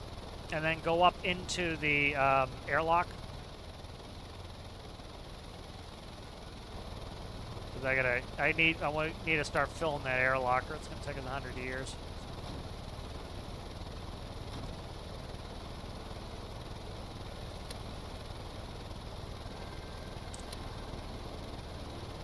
And then what's the depth on that? That is 100 meters. So let's go.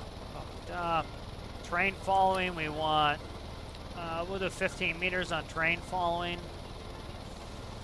And we'll set our depth down to 100. Depth holds engaged.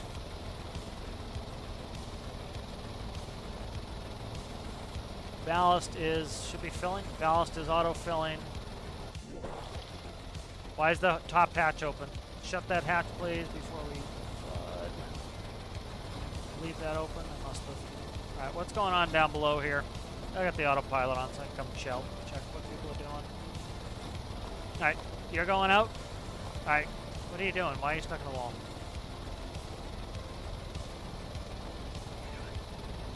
Is that a fire suit? Or is that a diving suit?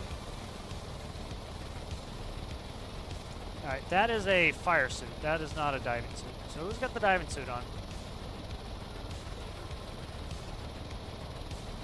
I need this to start moving because it takes a while for this to fill up the tank.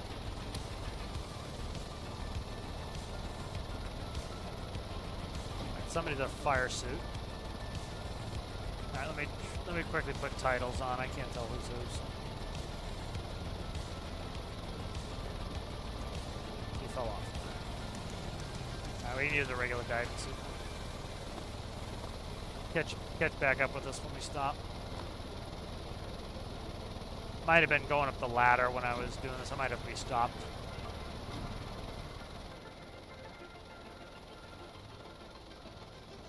You see him back there? This isn't that far out. We'll be stopping soon here. Right, 19 meters depth under keel. Starting to submerge here.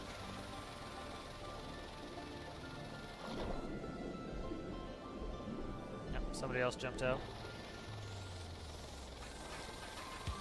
Stay off the ladders for now.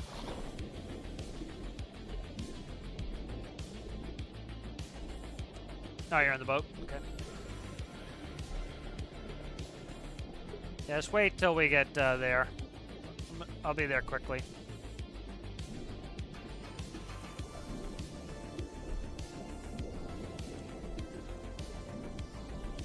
It's not that far offshore.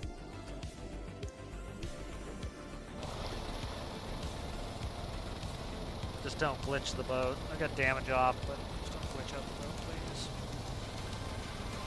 Alright, we're going to be there in about a minute to the site. Demon.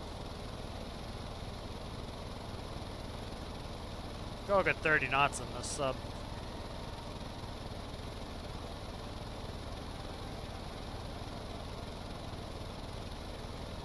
Alright, are we there? Should be close.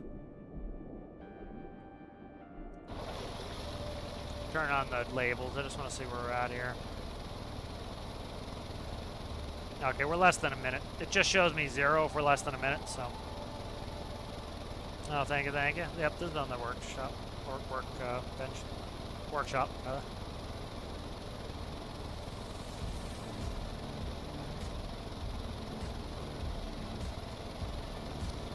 So the autopilot should stop when we get there.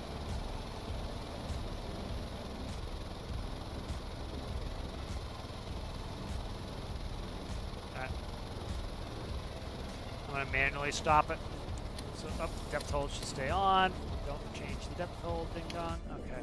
There it is right below me. Alright, there it is right there. I'm going to sink us all the way to the bottom, so what we'll do is we'll take terrain following and we'll decrease it to 0. And that will put us in a depth hold mode where it allows me to go to the bottom. Okay. So system's pretty, you know, it's not automated. You have to input, but as you notice, you know, I'll set it. Don't hit the bomb too hard there, guy. Oh, don't hit the bomb. Don't hit the bomb. Not with this many people on board. All right, somebody, okay, you got the suit on.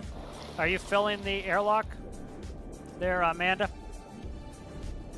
Okay, yep, I can see the light. So the airlock's filling. Yep, airlock's filling.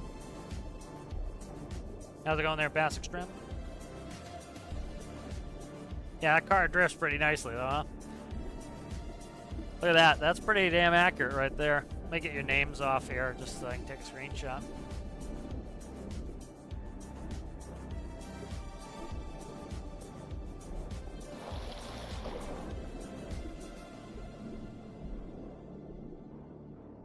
But there's the bomb.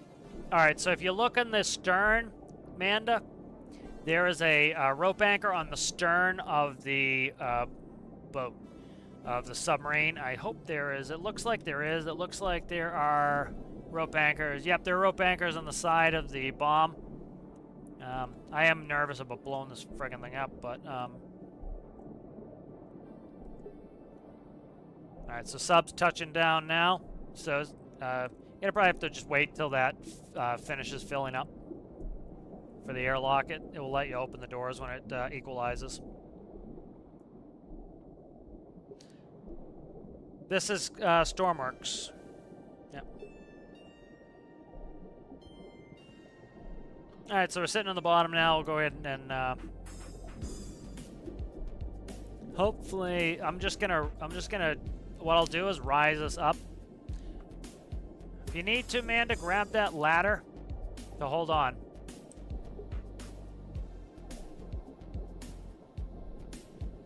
And then go down about 50% of the way down the ladder. I can't tell with no clip how full it is. Actually, I can look in here. Yep, so you're pretty close to being full. If you grab the ladder, though, you can stay stationary. I don't know how it works in multiplayer, but you can grab that. That was pretty accurate, though. Look how close we are to the bomb. I am nervous about this bomb blowing up. When you do the rope, make sure you set it to 40 meters so it gives you full length. And I'm gonna then rise up and we'll drag it straight up, and then we'll move it on the surface. There he goes. He's out. He's out, people. Yep, so see the rear rope anchor? So actually grab the bomb first. Hopefully we don't blow the fuck up. With the rope. And then you'll see rope anchors on the side. And then just put it on the stern cleat. There you go. So swim to the stern cleat. On the back of the submarine.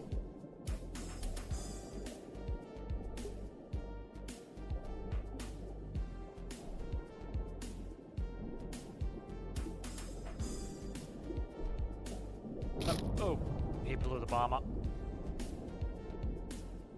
He killed us all, I think. Respawning is disabled, unfortunately. Alright. I'm gonna have to reload the game. What was that? Yeah, he desynced a little bit. There was a little bit of desync there.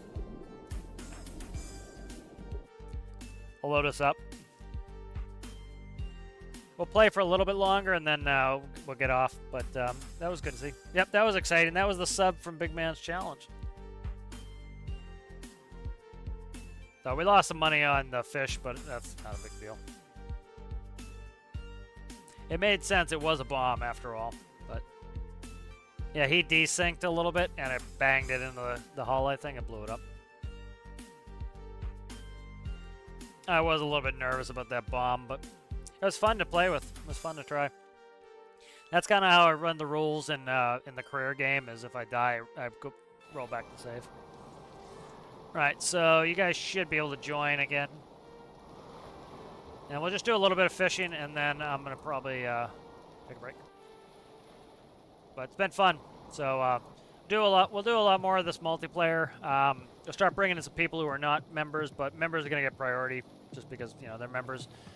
They are supporting me, so they get the priority on that.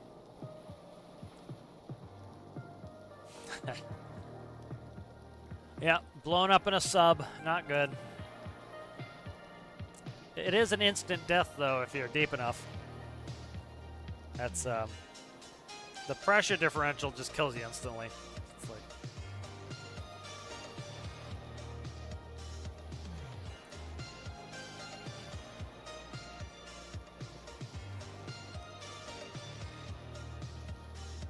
I don't show up? Okay. Oh, I didn't load it multiplayer. Okay. Let's end it up there, guys. That was fun, but I'm getting starting to get towards the end here. So let's go ahead and end it up there. That was fun. It was fun to hang out with everybody, but there is going to be more multiplayer. So again, members are going to get priority. But we had a good. How many do we have in total? 5, 6. of us total, including me. We were having no problems. I didn't lose any frames, so we should be able to expand it. You know, we should be able to expand it to more people. I'm going to prioritize people who are also been around the community a little bit longer, but you will be, I will let everybody in, but just, you know, if you're screwing around, I'm going to get booted because I'm trying to do this in the career game, so I don't want my career game screwed up. So, you know, definitely we'll do some more. If I'll probably get on a little bit later tomorrow. I have appointments, but I'll get on a little bit later tomorrow, and we'll do some more multiplayer. We'll get everybody in who wants to. And we'll see like how many people we can get in, not it be too laggy. You know, try not to screw around like blowing up my cars because this is my career game. You know, so I can't afford to have like 9 million oil spills and bullshit. So, but yeah, so that was a lot of fun. I enjoyed that, and that's kind of a good proof of concept. I wanted to test out multiplayer, kind of small to start with, but should be able to add a lot of people in here, and it should be fun. Let's go ahead and thank the members. So we get to play some multiplayer with members today. Side Mountain, Connor Boyle, Danny, Sergeant Chaos, Aaron Pearsall, Rasmus, Manda VR, and Anton Anderson. Thank you guys for being members. If you guys are interested in becoming a member, look down in the description below. Thank you to Chicken Sore for being a patron. Also, information on that down in the description below. Thank you to all the subscribers. If you guys are new and you enjoyed the video and have not subscribed, please consider subscribing. If you guys would go back and like the video if you liked it, and any of the other videos you do watch and enjoy, I'd appreciate that. And we'll see you guys later.